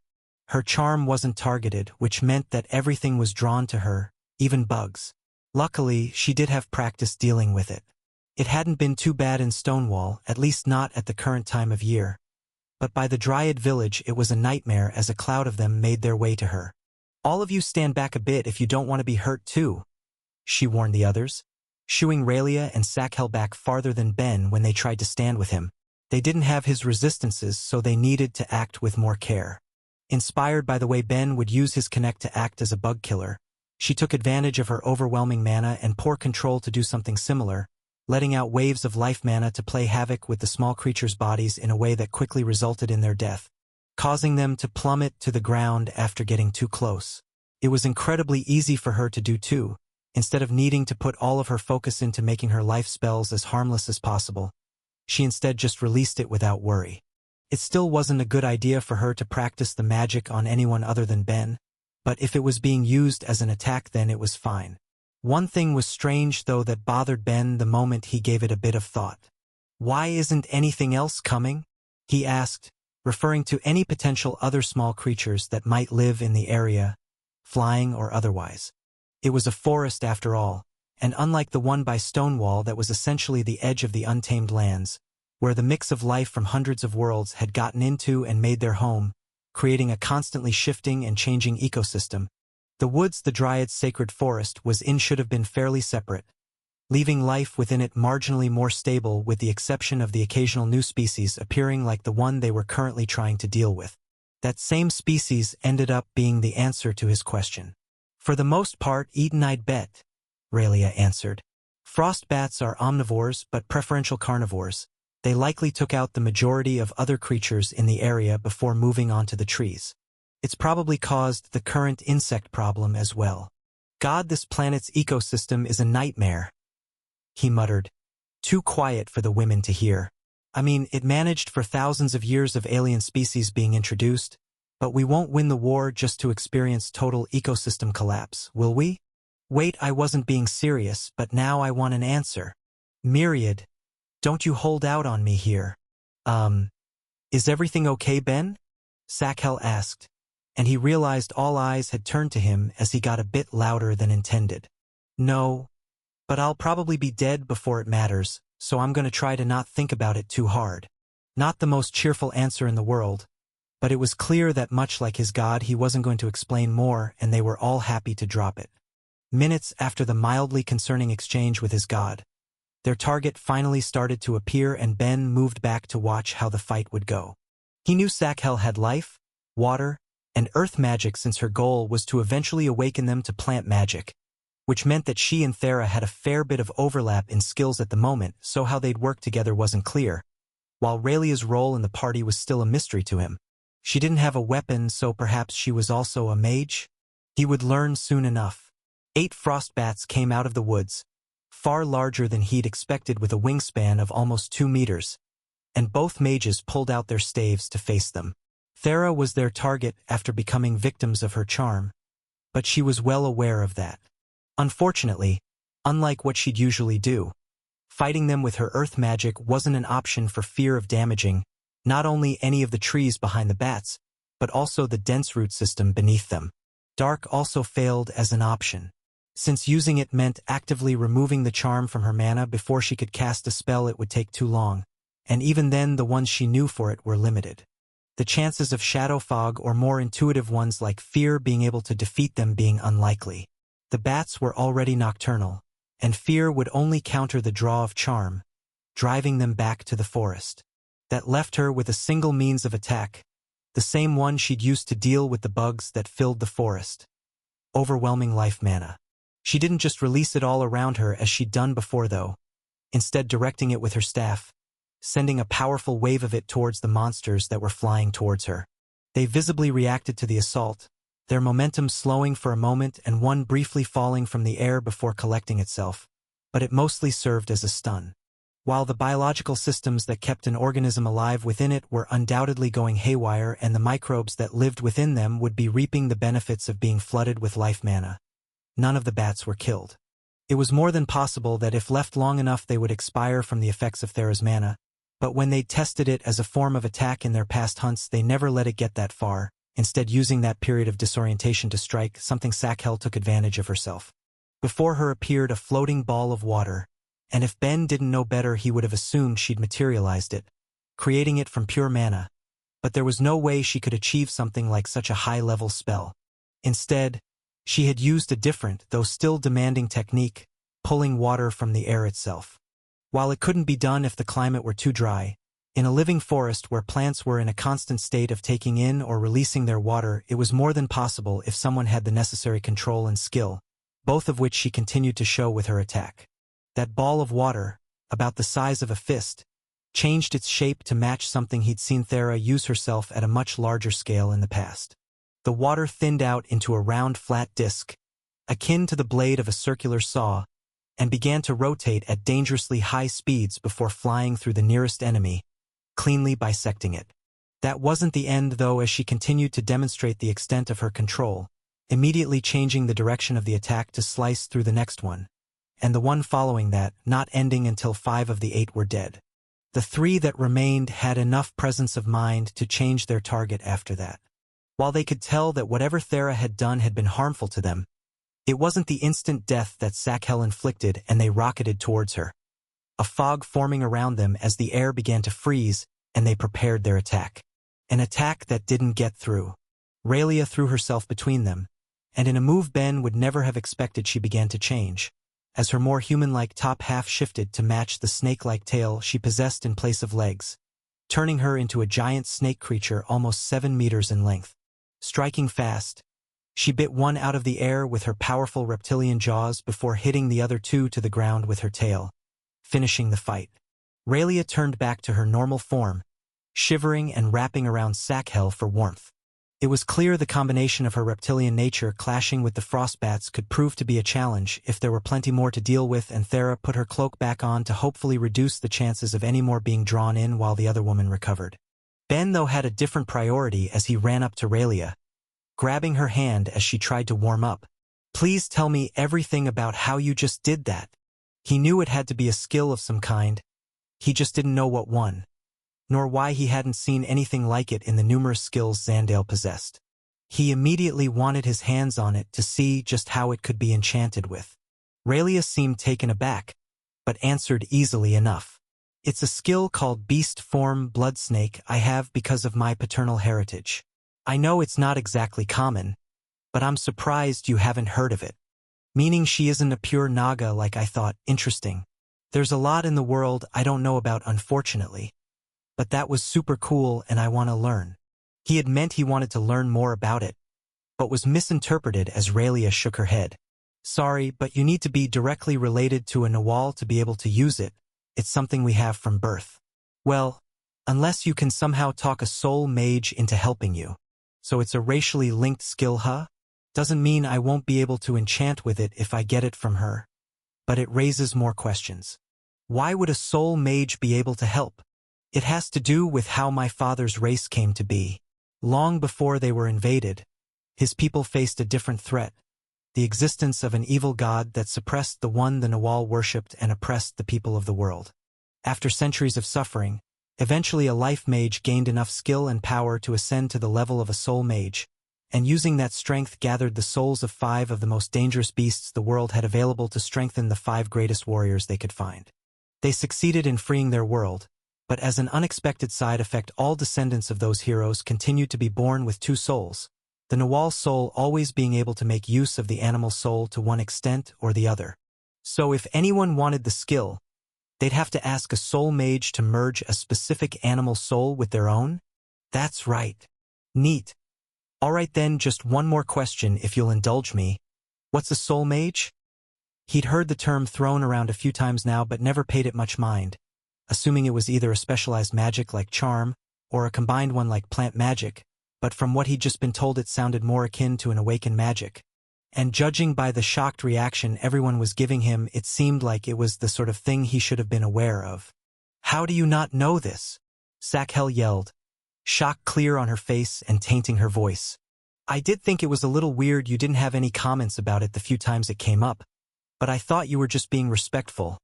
Thera joined in, adding her own take on it. Look, my situation is a little complicated. Can we leave it at that? He didn't want to explain to the other 2 his status as an otherworlder, and he figured Thera could easily guess that had to do with any ignorance he'd show about things from time to time. They still seemed to question how someone couldn't know about something that seemed like it would be so obvious. But Thera at least started giving him the explanation he'd wanted. Alright, well first Ben, are you at least aware of how magic is divided? I think so. Earth, water, and air are lumped together as physical magics while light and dark are considered both energy and spiritual. There's some debate about which of the 2 fire falls into, but I doubt that matters much for this. Other than that, life and death are considered linked while space and time are thought to have a connection, though it hasn't been confirmed one way or the other. He'd at least read up a bit on the basic magics back at the church once. He'd gotten over his regret from the fact that he'd never be able to use them himself, and he'd put a reasonable amount of time into learning just what spells he'd be able to enchant with using his rings at his current level. But he hadn't gone beyond that into what was possible with an awakened magic. Thera seemed pleased enough with his answer, though, so she continued with her little lesson. Very good. Then we're going to focus in on life and death magic. Saying they're closely linked is actually a bit of an understatement. They're the only magics which, assuming no significant changes or skill fusions occur when they awaken, become the same magic at the 3rd tier. Suddenly him not knowing about it made a lot of sense, and he had nobody to blame but himself. When Lihi was educating him back during his time at the church, she lightly touched on how skills would awaken, and that it was possible for them to do so a second time should the person have enough skill and talent. But as the only person who was summoned without a single skill at the 2nd tier, he hadn't been in the sort of emotional place where he wanted to be reminded of just how much better everyone else was than him. Sensing that, she backed off on teaching those topics in particular, presumably thinking that it wouldn't be overly relevant in his new life anyway. Now that he looked back on it, it was a shame. The topic was interesting, even if a little disheartening, and it gave him a few questions to ask. But how does that work? Life and death mana are 2 different things, right? How do you get the same magic out of both of them? Try and think of it like this, she said as she drew a circle in the dirt with her staff, putting 2 dots at either end of it. Imagine one dot is life magic and the other is death, while the entire circle is the spectrum they exist on. As a person's skill level in either grows, it travels up and down the circle and more things become possible, eventually entering each other's domain, like how I use my life mana to cause harm instead of heal. At the first awakening of either magic, the domain of what can be done continues to grow, bleeding into each other until they are essentially the same regardless of which of the 2 manas is used. At that point, if a second awakening happens, you'll get a soul mage, a being capable of creating their own path. At that, she drew a line going out from the circle, escaping the limits of both life and death to become something more. Sakhel cut in at the end. Aside from that, soul mages are well known because they're the only type of Tier 3 skill user that the gods try to ensure the world always has at least one of. Why? Don't get me wrong. I'm sure anyone with a Tier 3 magic is powerful and important, but why does the world need one at all times? Like the name says, it's a magic that acts on the soul, same as the system in place on everyone, meaning that they can act to strengthen the people around them, making it easier for them to learn and level skills, as well as get massive buffs to the job experience they gain. From what I've heard, for thousands of years they've been working to help people gain third-tier skills to try and figure out which ones would be best to try and have people ascend to for the invasion. Interesting, so it's like a magic that helps a person reach new heights even quicker. God, I wish I could try enchanting with it, but awakening both my enchanting and connect twice is probably slightly too big of a dream. Even worse, that means... So there's no way for me to copy the beast form skill onto something so that other people could transform. Not without attaching a soul to it, Raelia confirmed. Besides, usually it's just a partial transformation unless the skill is almost awakened. Being half Naga gave me an unusual compatibility with the skill. I was born with it at the 5th level, and since half of my body is already reptilian, I can do it fairly easily. The fact that it would only be a partial transformation didn't matter as the wheels in his head began to spin. Maybe I can, he muttered while giving it some thought. What? Thera asked, long used to knowing his thinking face by this point and too cautious to doubt him when he thought something was possible. The other two lacked the time with him to know what he was getting at though, so Sakhel went and asked, maybe you can what? Attach a soul to an item. I might be able to. That's impossible, Raelia said firmly. And ethically dubious, Thera pointed out, far more concerned that he'd actually do it while Sakhel came in with a question. You don't have an awakened life or death magic, do you? God, I wish. No, and it's not something I would be able to do anytime soon. I'd need to probably level up my enchanting and connect at least a couple more times to make it work without having any help, maybe even have to awaken them, but it should be possible. Ben, when you were teaching me the various ways the skill was used, you mentioned the way enchanters like you can use it, but even if both of your skills awaken, I don't think it would be good enough to access a third-tier skill the way you can other ones, Sakhel told him, not wanting to squash his hopes but also feeling that nothing good would come from keeping the truth from him. You're absolutely right, but there are other ways to interact with a soul than just soul magic, right? Wrong. Raelia was quick to assert, but Satchel's eyes began to widen in understanding. You don't mean Dash. I do. It was clear that she had heard about it, but for the sake of the other two with them who were both looking quite curious, he explained. My god Myriad is kind of artificial in nature. It's kind of a long story, but millions of his people got together to make him, and this was in a world where the system didn't exist. From what I understand, they could use all forms of magic, but only to the point that they would be considered to be at the Zeroth or 1st level, meaning they constructed him to be able to hold the totality of their species souls using incredibly low-level magic, no third-tier soul stuff involved. There are so many issues with what you've just said. Your god's race created him, she asked while sounding shaken, before switching back to her main concern. But wait, even if that's true, that doesn't mean you'd be able to, even if you had access to awakened magics. The effects of millions of people working together can't just be replicated like that. True, but I have two different things going for me, he said with a raise of his fingers. First, I've already spent months poring over his blueprints for fun, but second and more importantly, I wouldn't need to make anything nearly as complicated as something with seemingly unlimited soul storage space. I would just need to make it to be able to hold a single soul, and he was already thinking on just how he would go about it. He'd need a better understanding of the blueprints for sure, as well as magic as a whole to get the modifications right, but he could already feel potential forms the enchantment might take being experimented with in his head. Raelia looked to Thera as if to ask if he was serious, and he got the impression she looked at the other girl with sympathy. I wouldn't be surprised if he manages it. If you do, won't that become a major artifact for our faith? Sakhel asked excitedly. Oh gods, this is so confusing. The Naga woman spoke with her head in her hands. I thought the true shifter was bad enough. I can't imagine how the Nawal would react if you actually succeed in making something like that. True shifter. You really don't know anything about the current Tier 3 skill users to exist, do you? The True Shifter is both the pride and embarrassment of my father's people. A Nawal that managed to awaken their beast form skill twice and gained the ability to absorb the souls of any creature he kills to turn into. That sounds cool as hell. Why would he be an embarrassment?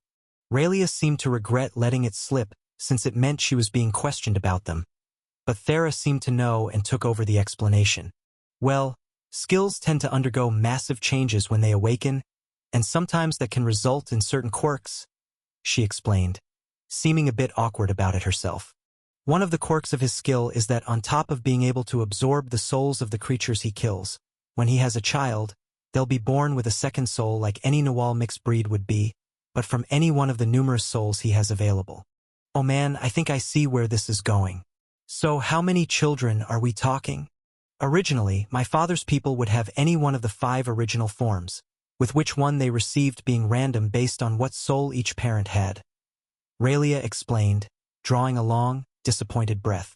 Since the True Shift awakened his skill 50 years ago, that number has gone from 5 shifter types to a bit less than 1,000. Of course, if they don't end up having children, then their lines will be dead ends, but the fact he's still trying this at all is considered a major embarrassment, and it would be shocking if a few hundred didn't form lasting bloodlines, especially since he keeps having more. Holy crap, almost 20 a year? And that would be if there weren't any repeats. Definitely a bit worse than I'd thought. He got what she was saying about the True Shifter at least, but whatever her people thought on the potential of him making an item that would let someone use the beast form skill was none of his concern. It wasn't even guaranteed he'd ever get to the point where it would be possible, but if he could he would, just to try. I could always just try and find a demon to test it on. Surely there'd be no issue with that, right? Though now feeling off for completely different reasons. Raylia recovered enough from the cold by this point to try drawing out more frost bats. Their break was over, and their hunt went on.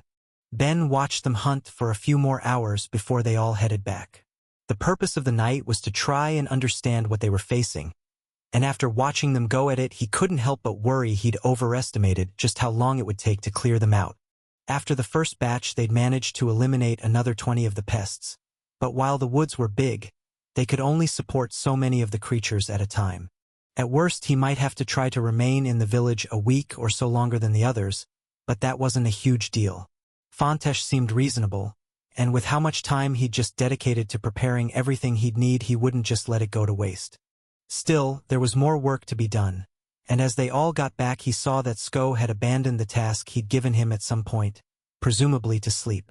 All right, thanks for letting me tag along, but I should get back to work.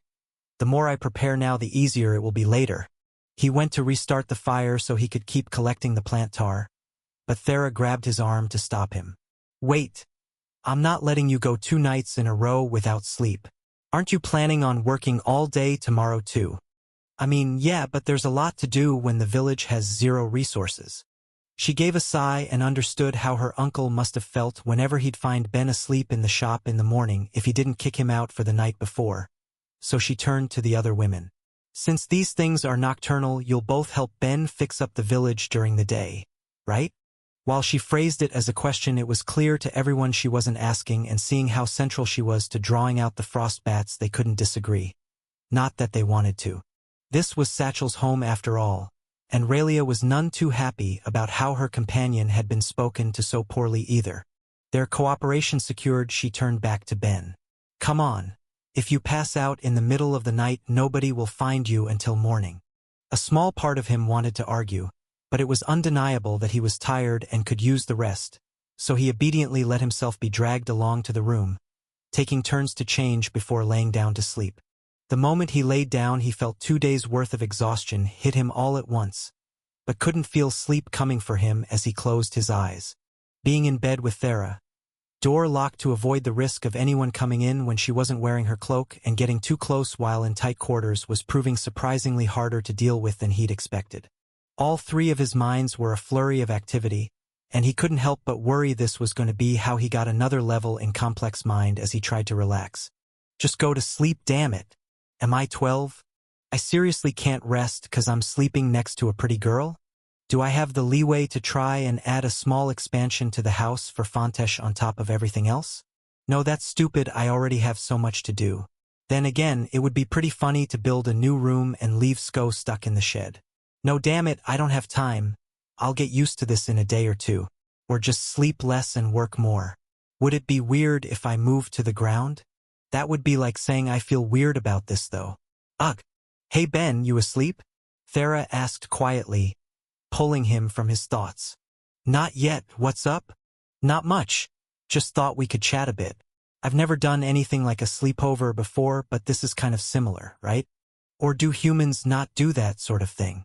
Talking was just an excuse to avoid the similar thoughts going through her own head. But Ben couldn't know that and immediately started chastising himself. Oh my God. No more weird thoughts. I'm her first friend. She's one of the few people I care about in the world. There's nothing weird about this. Like she said, this is basically a sleepover, we're hanging out, then just gonna sleep. Yeah, we do. Let's see, what are some standard sleepover activities on my planet? Movies, pizza, if you're really young then a pillow fight, other games too I guess, but it's really just whatever you feel like. How about young succubi? I'm not really sure. Ugh. Of course she wouldn't know, you idiot. Well, we can try something like it when we're back home at some point if you want. Actually, a pepperoni pizza would be incredible. I really need to figure out how to make something that could come close with local ingredients. Although I could probably do other types just fine. He continued to mutter to himself, thinking of how he would go about it and what native ingredients might go well together when Thera began to giggle and he realized he was rambling. Ah, sorry for going on, he said. Thinking about it gave me a bit of a craving, and the fact that I have to figure out how to make it from scratch here is crazy compared to just how common it is in my world. Don't worry about it, that sounds nice, so I'll look forward to trying it. Passing on the pillow fight though, if Sonia saw me doing that at my age, I'd actually die. Ha, well if she's ever out then maybe we could give it a go, shame-free. If I'm lucky, I'll have figured out how to make something like a movie by then too. You mean those moving pictures you spoke about? I still don't understand why you wouldn't just read a book or see a play instead. Totally different experiences. Trust me, you'll understand if I ever succeed. Since he'd learned about the existence of magic, he had a couple standard fantasy items he wanted to own or make, with something like a moving picture being at the top of the list. He was still working on figuring out how to pull off that one, but there was an easier option he thought he'd be able to manage, though it would be insanely mana-intense and result in the most challenging enchantment from an affinity magic to date. But maybe it would be worth it to try to attempt? It's far from impossible, I just need plenty of time. No, maybe I should start with something simpler first? I could probably manage something like old-fashioned animation, just making one cell at a time. He was about to ask Thera what sorts of stories or fairy tales she knew that were reasonably short when he noticed the sound of her breathing had slowed. Ah! Good night, Thera, he whispered, and feeling more relaxed himself was able to drift off to sleep. You know, I've never wanted to push the issue, but I'm just saying if you and her were to produce children, I'd be able to get a couple believers that could potentially live 1,000 years. Just something to think about if you feel like doing more to secure the stability of my faith. Really, that's the first thing you bring up? I just got here, Ben told his god, already not feeling the conversation. Being a bit tempted by a friend he was close to was normal enough as far as humans went, but actually making a pass wasn't happening. Myriad seemed to be mostly joking anyway, not that he would have minded such a thing, but switched conversations easily enough. In that case, would you rather discuss your ambitions of trapping a soul to be used for eternity? Absolutely. Do you think it's actually possible? He asked with enthusiasm, not picking up the dread in his god's voice. The problem is that it's all too possible. The moment I heard you float the idea and could see how instantly captivated with it you'd become, I had to immediately rush to Analia to discreetly ask about the implications of such a thing. You do get that sounds evil, right? I mean, I guess? I already hunt animals for parts though, that's just one more part to use. It's an excellent thing that the forbidden gods didn't have the option to try and take you as a believer. Hey, all of you gods agreed to collect 200 souls specifically to force into your war. I don't think there's much moral high ground here. Honestly, fair enough. The cube relented after a moment's thought. So then what did Analia say about it? That you're lucky you've already made a good impression on her if you're going to try something like that. She can't guarantee what the other gods would say, but it should be alright so long as you don't publish however you accomplish it and you don't try it on any of the sapient races. She was extra clear on that last bit, and so am I. If you even try to trap the soul of a single person on this wood, you'll be executed immediately and condemned to the infinite hells, regardless of the rules about how mortal punishment is handled. No worries on that front, even I can tell that would be unethical. Just to be clear though, where do demons fall as far as experimental materials go? PFFF, you won't find a single god in the world that cares what you do with them. In fact, I'm fairly sure many gods would actively approve of you doing something like that, so if you insist on trying it out once you're skilled enough, be sure that's what you go for. Will do. On a similar note, I've got a small favor to ask you. I'm not the best choice to teach you magic, Myriad said, seeing the question in Ben's thoughts. I've told you the way my race used it is far different from the current standard. Sure, but I'm also going to be modeling my enchantment off of your designs. I'll be reading up on different spells that are currently used anyway, and I have Sonia and Falk to bother about it too. But it doesn't hurt to have a different perspective on things. Myriad thought quietly for a moment. It was true that it would do no harm to teach him, and a part of him did regret the fact that his race's means of using magic was essentially a lost art in the current day. Even if it would only be revitalized as enchanting techniques instead of the true ritual magic he specialized in, it was nice to think the knowledge he had could be used. All right, there's no harm, so I'll teach you when you're done in the village. It does make it a bit more of a shame you don't have the talent for magic yourself. With the way you've sprouted extra minds, you could have potentially acted as a ritual mage without needing to rely on the help of others. No need to remind me, he said dryly before changing the subject. Anyway, about the village, do you have any ideas for how I can earn a bit more faith for you? I honestly think that so long as you keep doing what you're doing it will go fine. Why, are you feeling rushed? A bit, he admitted. There can only be so many bats living in the woods. I doubt I'll be able to finish everything I want to before the rest of them are done with their hunt, so a quicker way of winning people over would be handy. I'm pretty sure you'll have time. They'd have to not only get the ones currently there, but also the surrounding area after all, which won't necessarily be as easy as drawing the ones in a known space like their sacred woods. MMH, true I guess. Well, I'll look into something and let you know if it would be an option, so be a little patient. Myriad could tell that Ben still wanted some alternatives he could fall back on, and since it would be helping himself earn a bit more faith in the end, it would be worth the effort. Eventually, when he and his god were done, he woke up to start the day's work but found himself unexpectedly trapped. Myriad? Just how should I get out of this? Not helpful. It seemed like during the night Thera had started using him as a pillow and was holding on to him tighter than he could easily escape without waking her. Since the sun had only just started to rise, he didn't want to ruin her rest. But he was burning daylight, so slowly and carefully, he pulled himself from her grip before making his way outside to start splitting the logs he'd dried the other day, cutting them into the shapes he'd need to replace the rotten boards of the fence. Once that was done, he gave each a light coat of oil before finally removing the rotten ones and replacing them with what he'd so painstakingly made. Before giving the older posts, he didn't need to replace a coat as well. Once he was done, he looked at his work and smiled, taking a moment to forget about just how much more he had to do. If I don't look at the house behind me, I have nothing to be stressed about. An excellent idea. I'm gonna need the others to prepare more trees for me anyway by the looks of it. 6 definitely wasn't enough to do everything. His next task decided, he went back to cutting the logs into the lengths he would need before splitting them into boards, once again cursing out the fact that he was forced to live in the Stone Age like this and desperately missing the shop. Am I at least getting experience to my crafting skill for going through all of this? Okay, but like good experience. The kind that will help me level up the skill faster. Not a trickle in an ocean. Ben, would you have some time? Fontesh asked, having no idea she'd interrupted his talk with his god. Not that he particularly cared, but if people ever found out, they seemed to get nervous. Of course, what can I do for you? Well, since everyone else is still asleep, I thought we'd put off breakfast.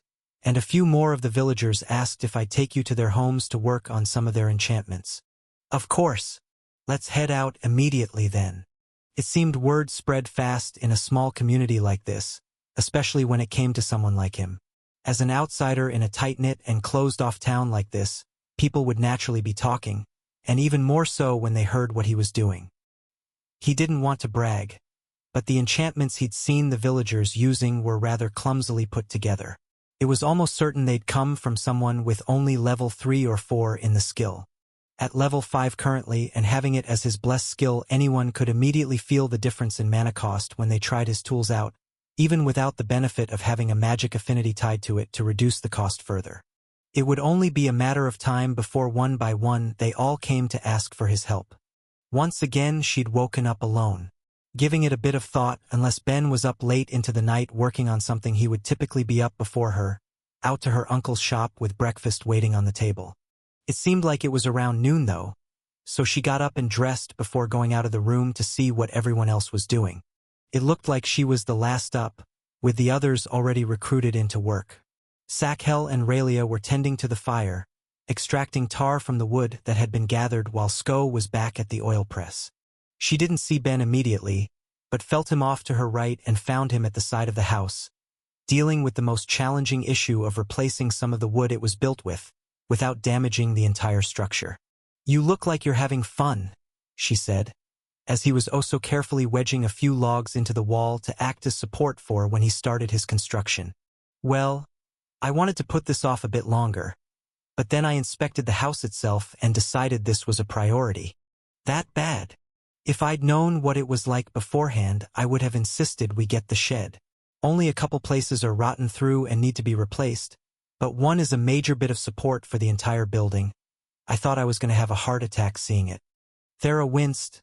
The thought of being buried under a collapsed building was far from an appealing prospect. "So how long will it take you to fix?" "Who do you think I am? I'll have it done in half an hour tops. Once I get the next bit after replaced, all I'll have to do for the house is cut away any of the lesser rot and coat the outside with a mixture of the tar and oil to seal the wood. And the roof? I don't really want the ceiling caving in while we sleep." "Thankfully no issue. It uses wood shingles and they seem to replace those often enough to keep it functional. I just wish they had a proper craftsman in the village to deal with this. I know a place this small doesn't need anyone with a dedicated construction skill, but the more I see, the more there is to do. You don't need to do everything, you know. No matter how good you are, a single person can't rebuild an entire village. At this point, I'm just going to stick to improving enchantments, fixing fences, weatherproofing, and repairing anything that I think could get somebody killed. It's probably manageable. Is it?" she asked herself, thinking of what she'd seen in the village. There were about 30 houses around and none of them were in great states. She was almost certain he'd be working on every one of them if the villagers let him. At the very least, he was lucky there weren't more. It seemed like the Dryads still formed family units together, even if there was no relation between them, and multiple generations might live together as well. It was definitely a close community, and thankfully in this one case that worked to their advantage. "Anyway, now that you're up, do you think I could trouble you to go with the others to go cut some more trees down for me? I got Sko to do it before, so he should know what to do." She grimaced a bit but agreed, not doubting that if they didn't get everything he'd need, he'd spend another night awake making and gathering resources to use, no matter how bad of an idea it was. There were still hours before they commenced their hunt after all, and she'd have to get used to the most distasteful member of their group eventually if they were going to be working together for the next little bit. When they got to the forest, Sko immediately took the stone axe Ben had made earlier and started chopping a tree before Thera stopped him. "Why are you bothering with that? We're here specifically to gather wood," he said in an annoyed tone. Not that her own had been any better. "What else would I do?" She could only sigh at the prospect of dealing with this for days. "Sakhel, can't you use your water blade spell to cut them down?" I don't think I can manage something as thick as a tree trunk.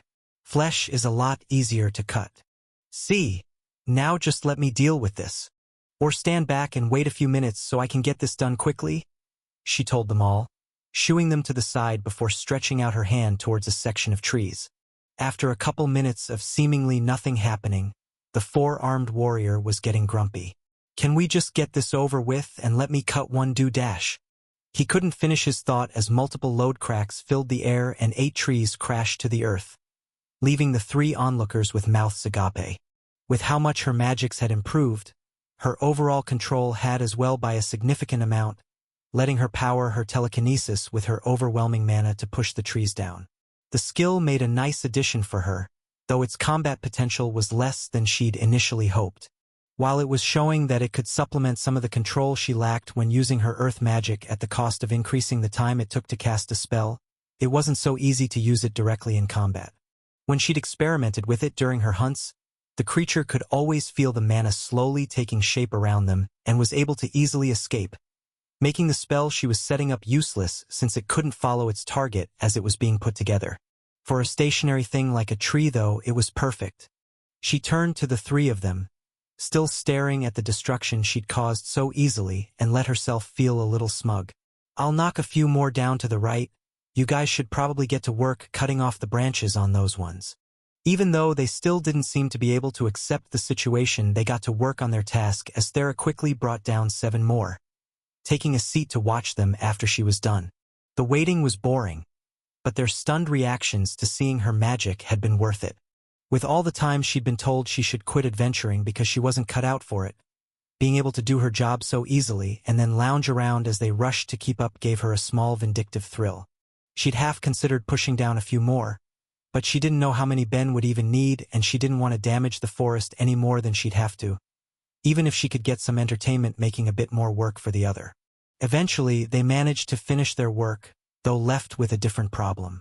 "When we did this last time, he did something to dry them out," Sko told them. "I doubt we could have dragged them back if he didn't. Sakhel, do you think you could dash?" "Nope. At my current skill level, pulling the water from a plant isn't possible. So should we go get him? 'Cause otherwise these are staying here. Or I'll just handle it again," Thera told them.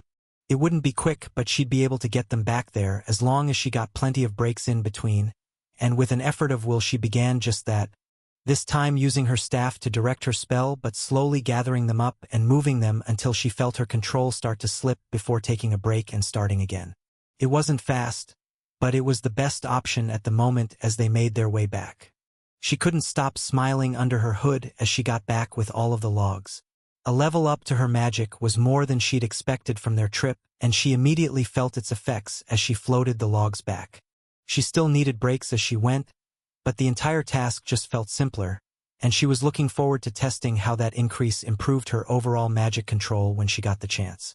That could come later as she was hunting, though. First, she placed the logs down gently in front of Fontesh's home, being gawked at by a wide-eyed Delaire as she did. Ben came over after finishing whatever task he was on and gave it all a look over. "This is fantastic, thanks guys. Just need to dry them out. Oh, but first, your staff." He held out his hand and she handed it over, watching him as he examined it before finally reapplying the sacrificial enchantments she'd broken on the walk over. "It looks like the structure received a bit of damage, but it shouldn't be a big deal. As long as you aren't doing anything like that without me there to manage the enchantments, then everything will be fine." "Sounds good. Anything else I can do to help you out in the meantime?" "Well, I need to apply some enchantments to the logs to dry them out. Do you think you could work on brushing down the last wall with oil while I work on this?" "Sure, no problem." "Fantastic. Delaire, think you can show Thera how it's done?" "Yeah, come on," the small girl said with enthusiasm, excited to show off her work. It seemed she'd been helping Ben while they were all gone, and was looking forward to showing just what she'd learned. "You just do it like this." She watched as Delaire haphazardly brushed the areas she could reach before taking the other brush and dipping it in the oil, trying to take a bit more care to get everything covered. "I think I got it, thanks," she told the child, trying to be encouraging as Delaire beamed with happiness, renewing her efforts to work on what she could reach. Since Thera was a fair bit taller, she took over getting the higher areas, leaving anything out of her reach for Ben to figure out. There had to be a ladder somewhere, but she couldn't immediately see it and focused on what was in her range as she humored the child with her as they spoke about the day. As the night began to fall, it was time to begin their hunt, though this time Ben stayed behind while Sko was brought in tow, adding more combat power to their group. She wasn't thrilled with the change but knew that it would help get the work done quicker. She just had to deal with him for a few hours a night as they worked to chip away at the population and hopefully keep the forest safe so Sakhel could complete her quest. She could play the teammate for that long at least before she got to go back to her normal routine of hunting with Ben, and it wasn't like things had been particularly bad the previous night. There was no harm in some optimism. Without Ben there, though, the walkout was far more quiet and tense. The conversation breaking down to Sakhel explaining how they were going to do everything for Sko's sake until they finally made it to the edge of the sacred woods. "Is everyone ready?" Sakhel asked, getting nods from everyone. "All right, Thera, you're up." She took off her cloak, letting it fall to the ground and having her staff ready in her hand, waiting for anything to fly out as the others also stood prepared for their fight. And after a few short minutes, a group of frost bats, around 10 in number, began to pour out of the woods and make their way to her as she prepared a life spell to disorient them, at least until she spotted another preparing to attack out of the corner of her eye as the woods lit up. "You can't be serious. There's no way he's that dumb." If only she could be so lucky. The light she saw was Sko, his body covered in his fire augmentation as he prepared his swords to attack, and without a moment of hesitation on her part, she stopped her own spell to quickly wrap herself in her coat again. Neither Sakhel nor Raylia had been expecting her to not go with the same plan they had yesterday, and without much choice, they started attacking the bats immediately as they closed in. Sakhel threw her water spell as Raylia transformed and went on the attack, killing 4 of the bats themselves as Sko threw himself into the brawl, slicing through 2 more bats with his swords wrapped in flames. It wasn't a bad turn of events, but without Thera drawing them in with her charm or disorienting them with her magic, the remaining 4 were able to shake off enough of the effect they were under to fly off into the night and back to safety. "Not bad for our first round of the night, is it?" Sko asked, feeling cocky about how well that went before being brought to the ground as Thera swung her staff at his leg with all of her might. It hadn't been a planned action, but she was so filled with rage she couldn't help but act. "You idiot! Do you just not think about your actions? Or are you actually brain dead? Hey, what the hell do you think you're dash? No, what the hell do you think you're doing?" She yelled at him before reaching down to pick something up, only to immediately whip it at his face. "What the hell do you think that is?" He was struck square in the forehead and looked like he was ready to get up and fight as he looked at the item. "What? Isn't this just the stupid amulet? Just the amulet? Oh my god, you absolute tool. Let me spell it out for you. You burned off the cord for it while I didn't have my cloak on. What the hell did you think was going to happen?" His anger subsided as he realized what she was saying, but didn't disappear. "All right. My bad, but chill out, it was a mistake. Oh yeah, because I'm sure if I didn't rush to throw on my cloak as soon as I realized that you really are that stupid, you'd be able to react appropriately and accept it was your fault when you fell under my magic's effects," she told him, voice dripping with sarcasm. "Just hurry up and go back for the night, 'cause now we can't do anything with you here." He tried to get up to argue with her, but even if she wasn't strong, a blow to the knee with a metal bar did a fair amount of damage and he could barely support himself. Sakhel ran over to apply her life magic as Raylia stepped in to scold her. "Thera, you went too far, it was a mistake but everything turned out fine, you didn't need to blow up at him." "Well, there's 2 things you need to keep in mind. Even if I'm playing nice right now, I hate all of you, and B, in case you've forgotten everything that happened while I was being harassed by Roan, since I'm the one with the passive magic, I'm also the one that gets the blame for other people's mistakes. Now, are we continuing the hunt tonight or not?" Sakhel briefly looked to Raylia before giving an answer. "Maybe it would be best to finish for today and start fresh tomorrow night." "Fine." She wasn't particularly in the mood to continue anyway, so as the others worked on treating him, she stormed off back to the village. When she got back, she went straight to the room, feeling Ben there and finding him laying down, writing notes about something or other. "Hey Thera, you're back. What's wrong?" Even with her cloak on, he saw right through her, though it was probably easier than usual given how she felt. Stress and anger, the likes of which she hadn't experienced since dealing with Roan's harassment and the subsequent isolation, bubbled up, and she couldn't trust herself to talk. Not bothering to change, all she did before getting into bed was take her cloak off as she wordlessly buried her face in Ben's chest and let herself cry. "I'm going to kill them. I'd like to suggest finding an option that doesn't get you imprisoned or executed." Thera was a mess when she got back. Myriad. "I'm not exactly in the mood to be polite about it when I'm already putting in so much work trying to get this village to a semi-manageable state." "So what happened?"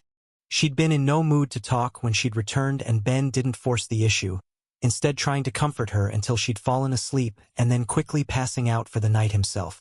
Unfortunately, Myriad didn't have an answer for him either. I had been focusing on other things since I thought Sakhel had everything well in hand, but it looks like that was my mistake. Still, I would like to understand myself. Shall I bring her here? You can have multiple people in your realm at once? It's not hard. I just usually prefer to provide one-on-one attention. In that case, sure. Just set something up for me first. As Sakhel came to consciousness, she found herself in a place she'd long grown used to. Her god's realm. With how the night had gone, she'd expected it, though what she hadn't been expecting was the change in setup. While normally it was a rather featureless expanse, at the moment she was at the base of a large, slanted platform, at the top of which floated her god, with Ben sitting down on a dark chair, legs crossed and staring down at her, thoroughly displeased. Maybe it was bullying the girl, but he was in no mood to be friendly, and he wanted the atmosphere to reflect that as he looked her in the eye and watched her nerves start to fray. So, what happened? How much have you heard? Tell me from the beginning, he ordered as he drummed his fingers on the chair arm, staring down without a hint of kindness in his voice or eyes. It only made her more worried, but she did as she was asked, recounting the events of the night that ultimately ended with Thera parting ways from the others and ending up alone at home. Ben could see the panic form on her face, and she wouldn't meet his eyes, leaving him to sigh and direct a thought to Myriad. Okay, maybe I went too far with the theatrics. Mind lowering everything and giving her a chair? He said in Ben's head as he did as he was asked, bringing Ben to her level and giving her a place to sit. All right, calm down, I've had my fun. Now Sakhel, I want to hear your honest opinion. What do you think about what happened? Both last night as well as when Thera was dealing with Roan. Well, last night, I understand why she was so unhappy, although breaking Sko's knee still seemed to be a bit much. Oof, didn't realize she broke it. Oh well, she healed him up, so it doesn't matter to me. And about the time with Roan? She shifted about awkwardly, still avoiding his eye as she thought about how to answer. I know we were in the wrong. Sko never saw much of it, but Raylia and I were well aware that he was a creep.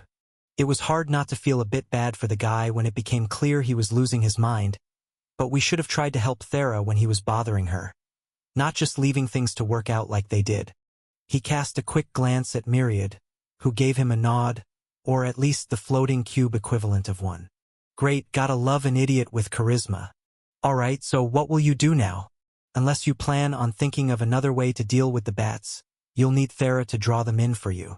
I guess there's also the option of giving up here to try and complete the quest somewhere else, though it's up to you. Do you think you could try and smooth things over with Thera for us? She was finally looking him in the eyes and absolutely begging for his help, but he turned her down immediately. No. I told you when I gave you the plan, you're in charge. If you want to make it work, you'll need to come up with a way to get her to work with you willingly. Smoothing over problems in a team is just as much the job of a leader as planning out attacks. Right? Okay, I'll do my best. She didn't seem thrilled with his answer, but could tell he didn't plan on budging, and with that her time in the realm ended, leaving Ben alone with his god again. With her gone, he immediately deflated into a ball of stress. Why can't things just be easy, Myriad?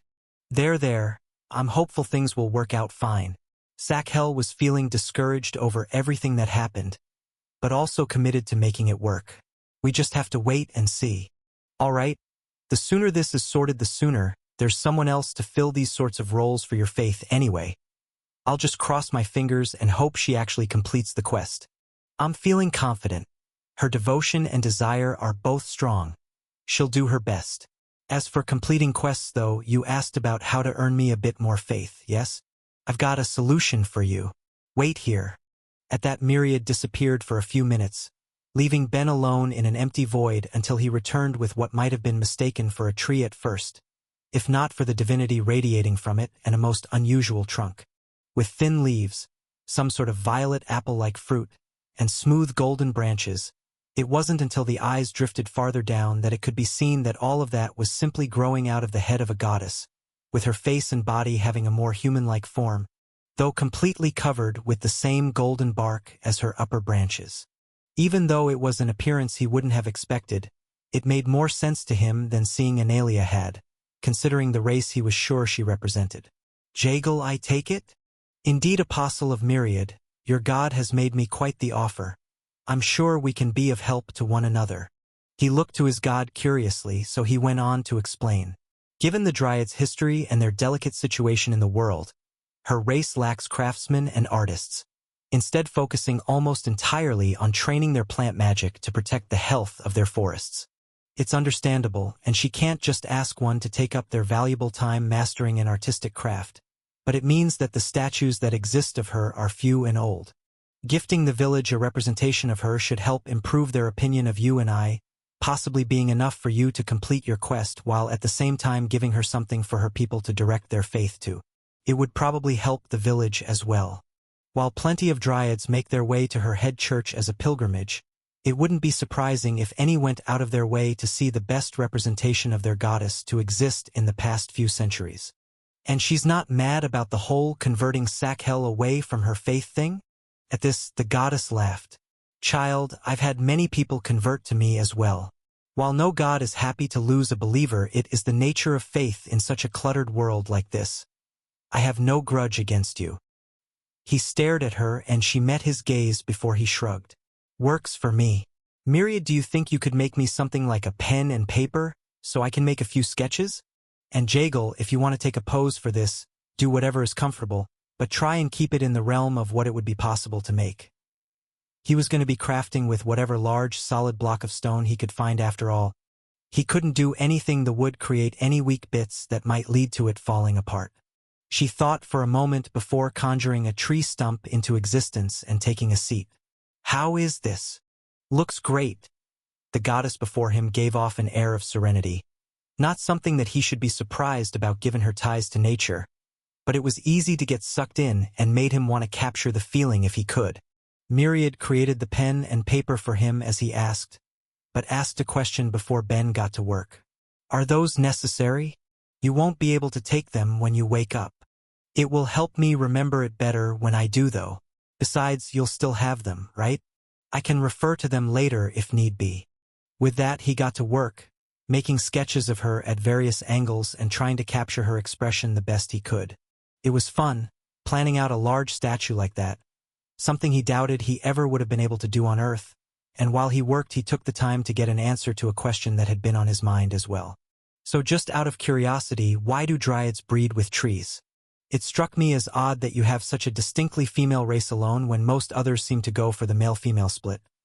He was aware of a few races with more than just the two sexes he was used to, and also that there were a few hermaphroditic ones as well, but that just made Dryads stand out as an oddity all the more.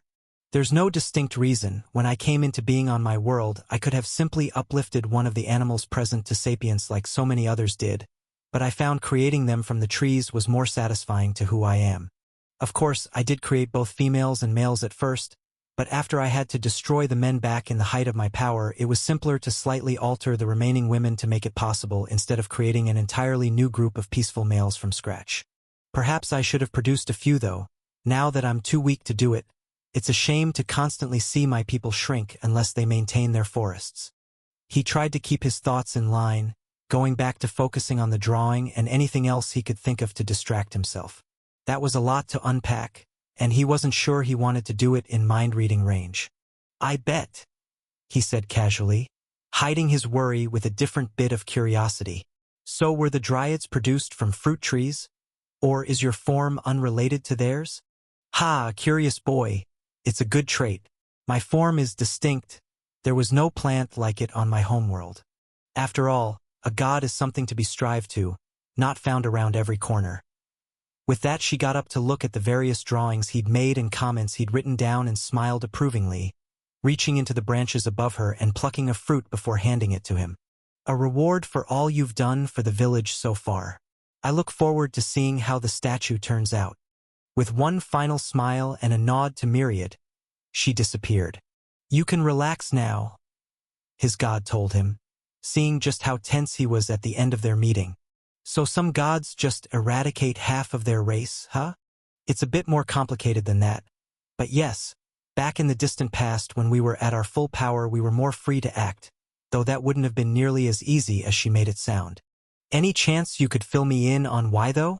He was incredibly curious but didn't want to risk the wrath of any god that would go through with such a thing. It's a long story that involves some forces I'm not allowed to talk about with mortals, but the short answer is that a small group of men from her world created a spell to distort the minds of the rest and almost destroyed the harmony of her planet as a result. What? Come on. Why can't you tell me whatever bit you're hiding? As a rule, there is some knowledge considered too dangerous for mortals to know, lest they decide to actually use it. About 1 in 100 of the races in this reality have a point in their history when they nearly destroyed their world by knowing the wrong thing, and even more succeeded. You'd be shocked how many dead worlds there are in the galaxy that had nothing to do with the invaders. He could tell that had just made his apostle even more curious, so he quickly changed the topic. Anyway, since she gave that to you, you should eat it already. Is that really okay? Relax. It's the fruit of a nature goddess. It isn't going to harm you. You can think of it as an incredibly minor blessing. It won't show up on your card like mine or Analia's did, and it won't have the effect of improving your growth as a whole like ours would either. Let's see, from the look of it, I would say it will up your mana by a couple points, around 5. She must have watched the way you do things a bit after I asked and noticed you struggling. Think of it as a payment for helping her people. Oh sweet, in that case don't mind if I do. He took a bite and felt a small amount of energy fill him, like he was being invigorated by the fruit. The taste was oddly familiar, like a memory of some of the best ones he'd ever experienced in his homeworld. He would have loved to get another to snack on. No thinking about how tasty gods are. Nothing good will come from it. He stopped for a moment, waiting before replying. No notification about a new sacrilege level, so it's fine. Are there any other nature gods willing to let me have a bite?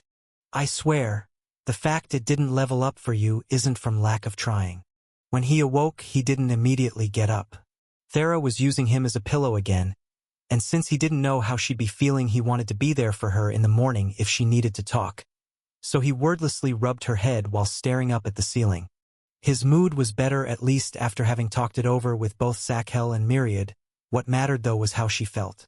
Now that he'd accepted a gift from Jagal, he felt obligated to see through her statue, but he wouldn't force Thera to stay if she wasn't comfortable.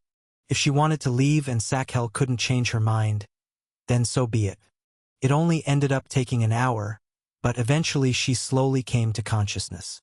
With the way they were situated, as soon as she opened her eyes, she was staring directly into Ben's. "Morning," he said, trying to sound cheerful for her. "Are you feeling a bit better?" She jumped with a start, not expecting to find herself in the same position as when they went to sleep, and broke into an embarrassed blush. "Sorry about that. I, must have forgotten to move before I went to sleep." "Don't worry about it," he told her, neglecting to mention that it was how he'd found her the first morning there as well. "Are you maybe ready to talk about what happened? They just managed to piss me off more than I expected. I feel better after getting a bit of rest." He stared at her, waiting for more, but it seemed that was all she had to say on the matter. "You know, if working with them is too much, there's no shame in going home. I don't want you making yourself miserable for my sake. Really, I'm fine. Things may be a bit more awkward while we deal with this. I'm pretty certain I broke Sko's knee, but I can't just run away from working with people I don't like. Thanks for worrying, though." "Of course," he told her, giving her hand a squeeze before getting up for the day. There was still a mountain of stuff to do and not nearly enough time to do it. They left their room as he was still trying to plan things out, only to find both Sakhel and Raylia prostrated at their door, as Dallaire watched from the side, quietly trying to understand what was going on. It wasn't just her though. Despite being cloaked, he got the distinct impression that Thera was put off by the display and wanted to return to their room immediately. The only thing that stopped her was Sakhel speaking up before she could. "Thera, we owe you an apology. We'd seen Roan's harassment just as much as any other woman in the guild. We should have taken your side at the time. I know this isn't enough, but I want to work to make up for it in the future. Likewise, while I still think hobbling Sko was a bit much, I didn't consider how it must have felt for him to mess up like that after everything you've dealt with. Raelia said as well. Thera stared down at them, not sure what to do as she sighed. Very heartwarming. I'm sure it would be even more so if you didn't actively need my help. We do need your help, but I'm apologizing because it's the right thing to do and we've put it off too long. As much as I hope you'll keep working with us, I understand if you don't want to, but we needed to say this eventually to try and make a better relationship with you, right? We spent the last while trying to figure out the best way to go about it, and figured this was the best way to show our sincerity. Gods, enough, get up, Thera told them, not able to handle it anymore. I already told Ben I'm going to stay and help, so let's just focus on getting this done as fast as possible. The two women knew they weren't forgiven, but it was a start and they thanked her before going down for breakfast. Thera didn't know how to deal with all of that, but already seemed worn out despite the day just starting as Ben chuckled to the side. Looks like Sakhel came to a decent choice. Can I offer you a drink, Mr. Apostle? A dryad offered as he worked on replacing her fence, after finishing up her house earlier in the day. That would be great. Thanks, he told her cheerfully as he took a cup of fruit juice from plants she'd presumably grown herself as Delaire called over as she painted. One for me too, please. Yes, yes, little flower. I have one for you too. They both took a break to enjoy the drink as the sun beat down on them. After the last couple days of working on enchantments for the village and seeing him repair Fontesh's home, many of the dryads around were beginning to grow more open to him. At the very least, they were letting him help and being a bit friendlier than when he first arrived, but he suspected a part of it stemmed from having the sociable ball of energy that was Delaire there to help him break the ice. She seemed to joyfully take the role of his little helper as he worked, more than happy to do the odd jobs that were safe for a child, and she'd been getting the hang of it rather well herself. It was sweet and it made the time go by faster to have the company, not to mention the work as well. Adding to the fact that Sakhel seemed to have requested that Sko stick to helping him out to keep the hunts calm for Thera. He now had someone on permanent oil and tar duty and expected that he'd be able to finish much faster than he thought. After he completed his work at that house, he was more than prepared to immediately move on to the next. But he could see a cart coming in the distance and Delaire cheered with excitement. Miss Merchant is here, tugging his arm and dragging him with her. For a village not too fond of outsiders, they still needed resources and a trusted merchant seemed welcome enough, with the whole of the village making its way out to see what she'd brought. Delaire rushed to the front with a few of the other more excited children as Ben stood to the back, letting the others complete any shopping or trade they had first. As much as he wanted to see if there was anything useful for him, he was still in the middle of developing his relationship with the lot of them. He didn't want to jeopardize the little he'd built up by buying something someone else wanted, so he patiently waited as one by one everyone bought what they needed and eventually left, giving him the chance to walk up and see what was left for himself. The moment he walked to the back of the cart to see what was available, his heart pounded with excitement. He locked his eyes on an item he wanted so desperately, he thought tears of joy were about to stream down his face. I'll take the saw, he told her, not caring in the slightest about the price. A properly made metal tool, to think it would give him so much joy after a few days of working with nothing but stone. The merchant handed it over and he paid what he needed to as she made conversation. I'm surprised to see someone other than a dryad in the village. Don't think I have since I started working the route. I'm an acquaintance of one of the women here, just came to help out with some repairs. He didn't want to get too into details since it sounded bothersome, and the merchant seemed to pick up on that. I can't imagine it's been too easy, but good luck to you. I'm back this day every week, so if you'll still be here by the next one, let me know if you need any special orders. Of course, it can be a little more expensive having them delivered out here, but it's a lot easier than going to the city to buy them yourself. He thought for a minute. He absolutely needed things, it was just a matter of what and how much. He held up his hand, asking her to wait a while as he put his thoughts together and made a list. If he could make things even a little easier on himself, then it would be worth whatever price. A couple weeks passed, and as Ben's mood only grew as the results of all of his work starting to pay off, everyone else's managed to degrade. He'd just finished his repairs to the last house. His ability to cut the logs into the lengths and shapes he needed greatly increased with the purchase of a saw and other tools, he'd ordered from the merchant and came back to Fontesh's home to find the girls looking defeated as they sat around the table, while Sko was fast asleep in his shed. Finally getting a break from the constant work Ben had assigned him. "What's got everyone so down?" he asked, trying to hide the spring in his step that came with finally being done his overwhelming level of work. They, on the other hand, saw no end in sight. "It just doesn't make sense," Sakhel cried. "We've been killing about 20 a night, and we wait for hours more to see if we can draw more out without luck." "So they're coming from somewhere else," Thera said. "We hunt in the evening. More must be arriving in the early hours of the morning when we're gone. The issue is how we find them then," Rayleigh sighed. "Even if we keep killing the ones in the forest, it doesn't matter if we don't get the ones at the source." "I'm sure you guys will manage," he told them, trying to sound positive before asking for a favor. "But since there's plenty of day left, I could use some help." "Sakhel, think you could point me towards any rocky outcrops I can take advantage of?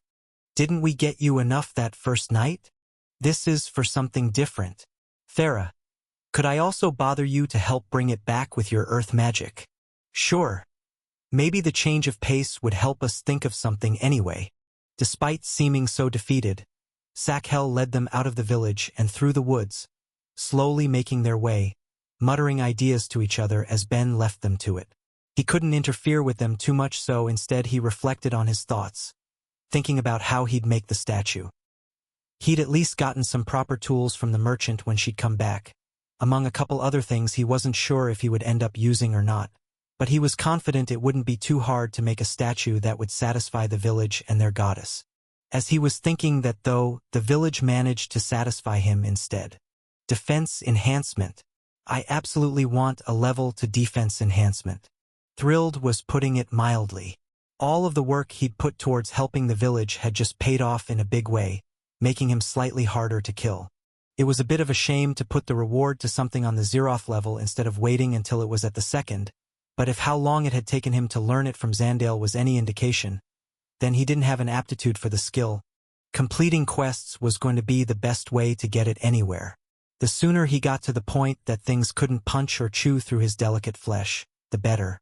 Since the girls seemed discouraged, he decided to wait to tell Thera later, not wanting to brag about it as he called out to his god in his mind. "Hey Myriad, quest complete. What else do you have for me?" "Yeah, the usual ones. Don't suppose there's any I could immediately take advantage of?" Myriad had originally planned on keeping that option a secret and simply waiting for Ben to eventually pass, giving it to his next apostle after the stunt he'd pulled making the church. But the boy had done nothing but good work for him since, gaining him both faith and believers and making him more appealing to the world as a whole. While it wasn't always the smoothest, he decided to extend the trust, especially since it wasn't an easy quest to fill for a god like him anyway. Ben let out a long, low whistle, hearing just how much he could get from it. "Damn, what do I need to do to complete that?" "Okay, we'll leave that on the back burner unless it looks doable." "What about the other one? For 10 job levels? I'll take it. Just don't expect me to start until the job after my next.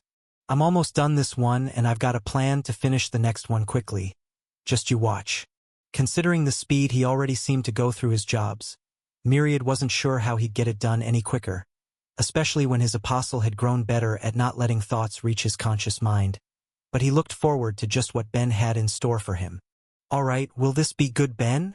Sakhel asked, pulling him from his talk with his god to ask about the rocks she'd brought him to. It had taken a while, but they'd gotten to a hill with a solid stone face. Exactly what he'd hoped for. "Perfect," he told her. "Don't suppose either of you earth mages are confident you could cut away a boulder about the size of the shed for me without cracking it? Could you?" He was met with shaking heads, though he wasn't surprised. Sakhel likely didn't have the mana for that sort of thing, while Thera didn't have the control to avoid breaking it. It wasn't a big deal, it just meant that like everything else he'd done in town, it was going to take a while. So he pulled out his tools and got to work, using a proper hammer and chisel he'd ordered from the merchant, instead of the hastily thrown together stone ones he'd produced. He etched a line to guide where he wanted to work before adding an enchantment to the chisel to aid it in splitting the stone where he hit it, applying deeper cuts than it ever would have otherwise. Even still, it wasn't quick work. Nor was it deep enough, he still needed to break it away.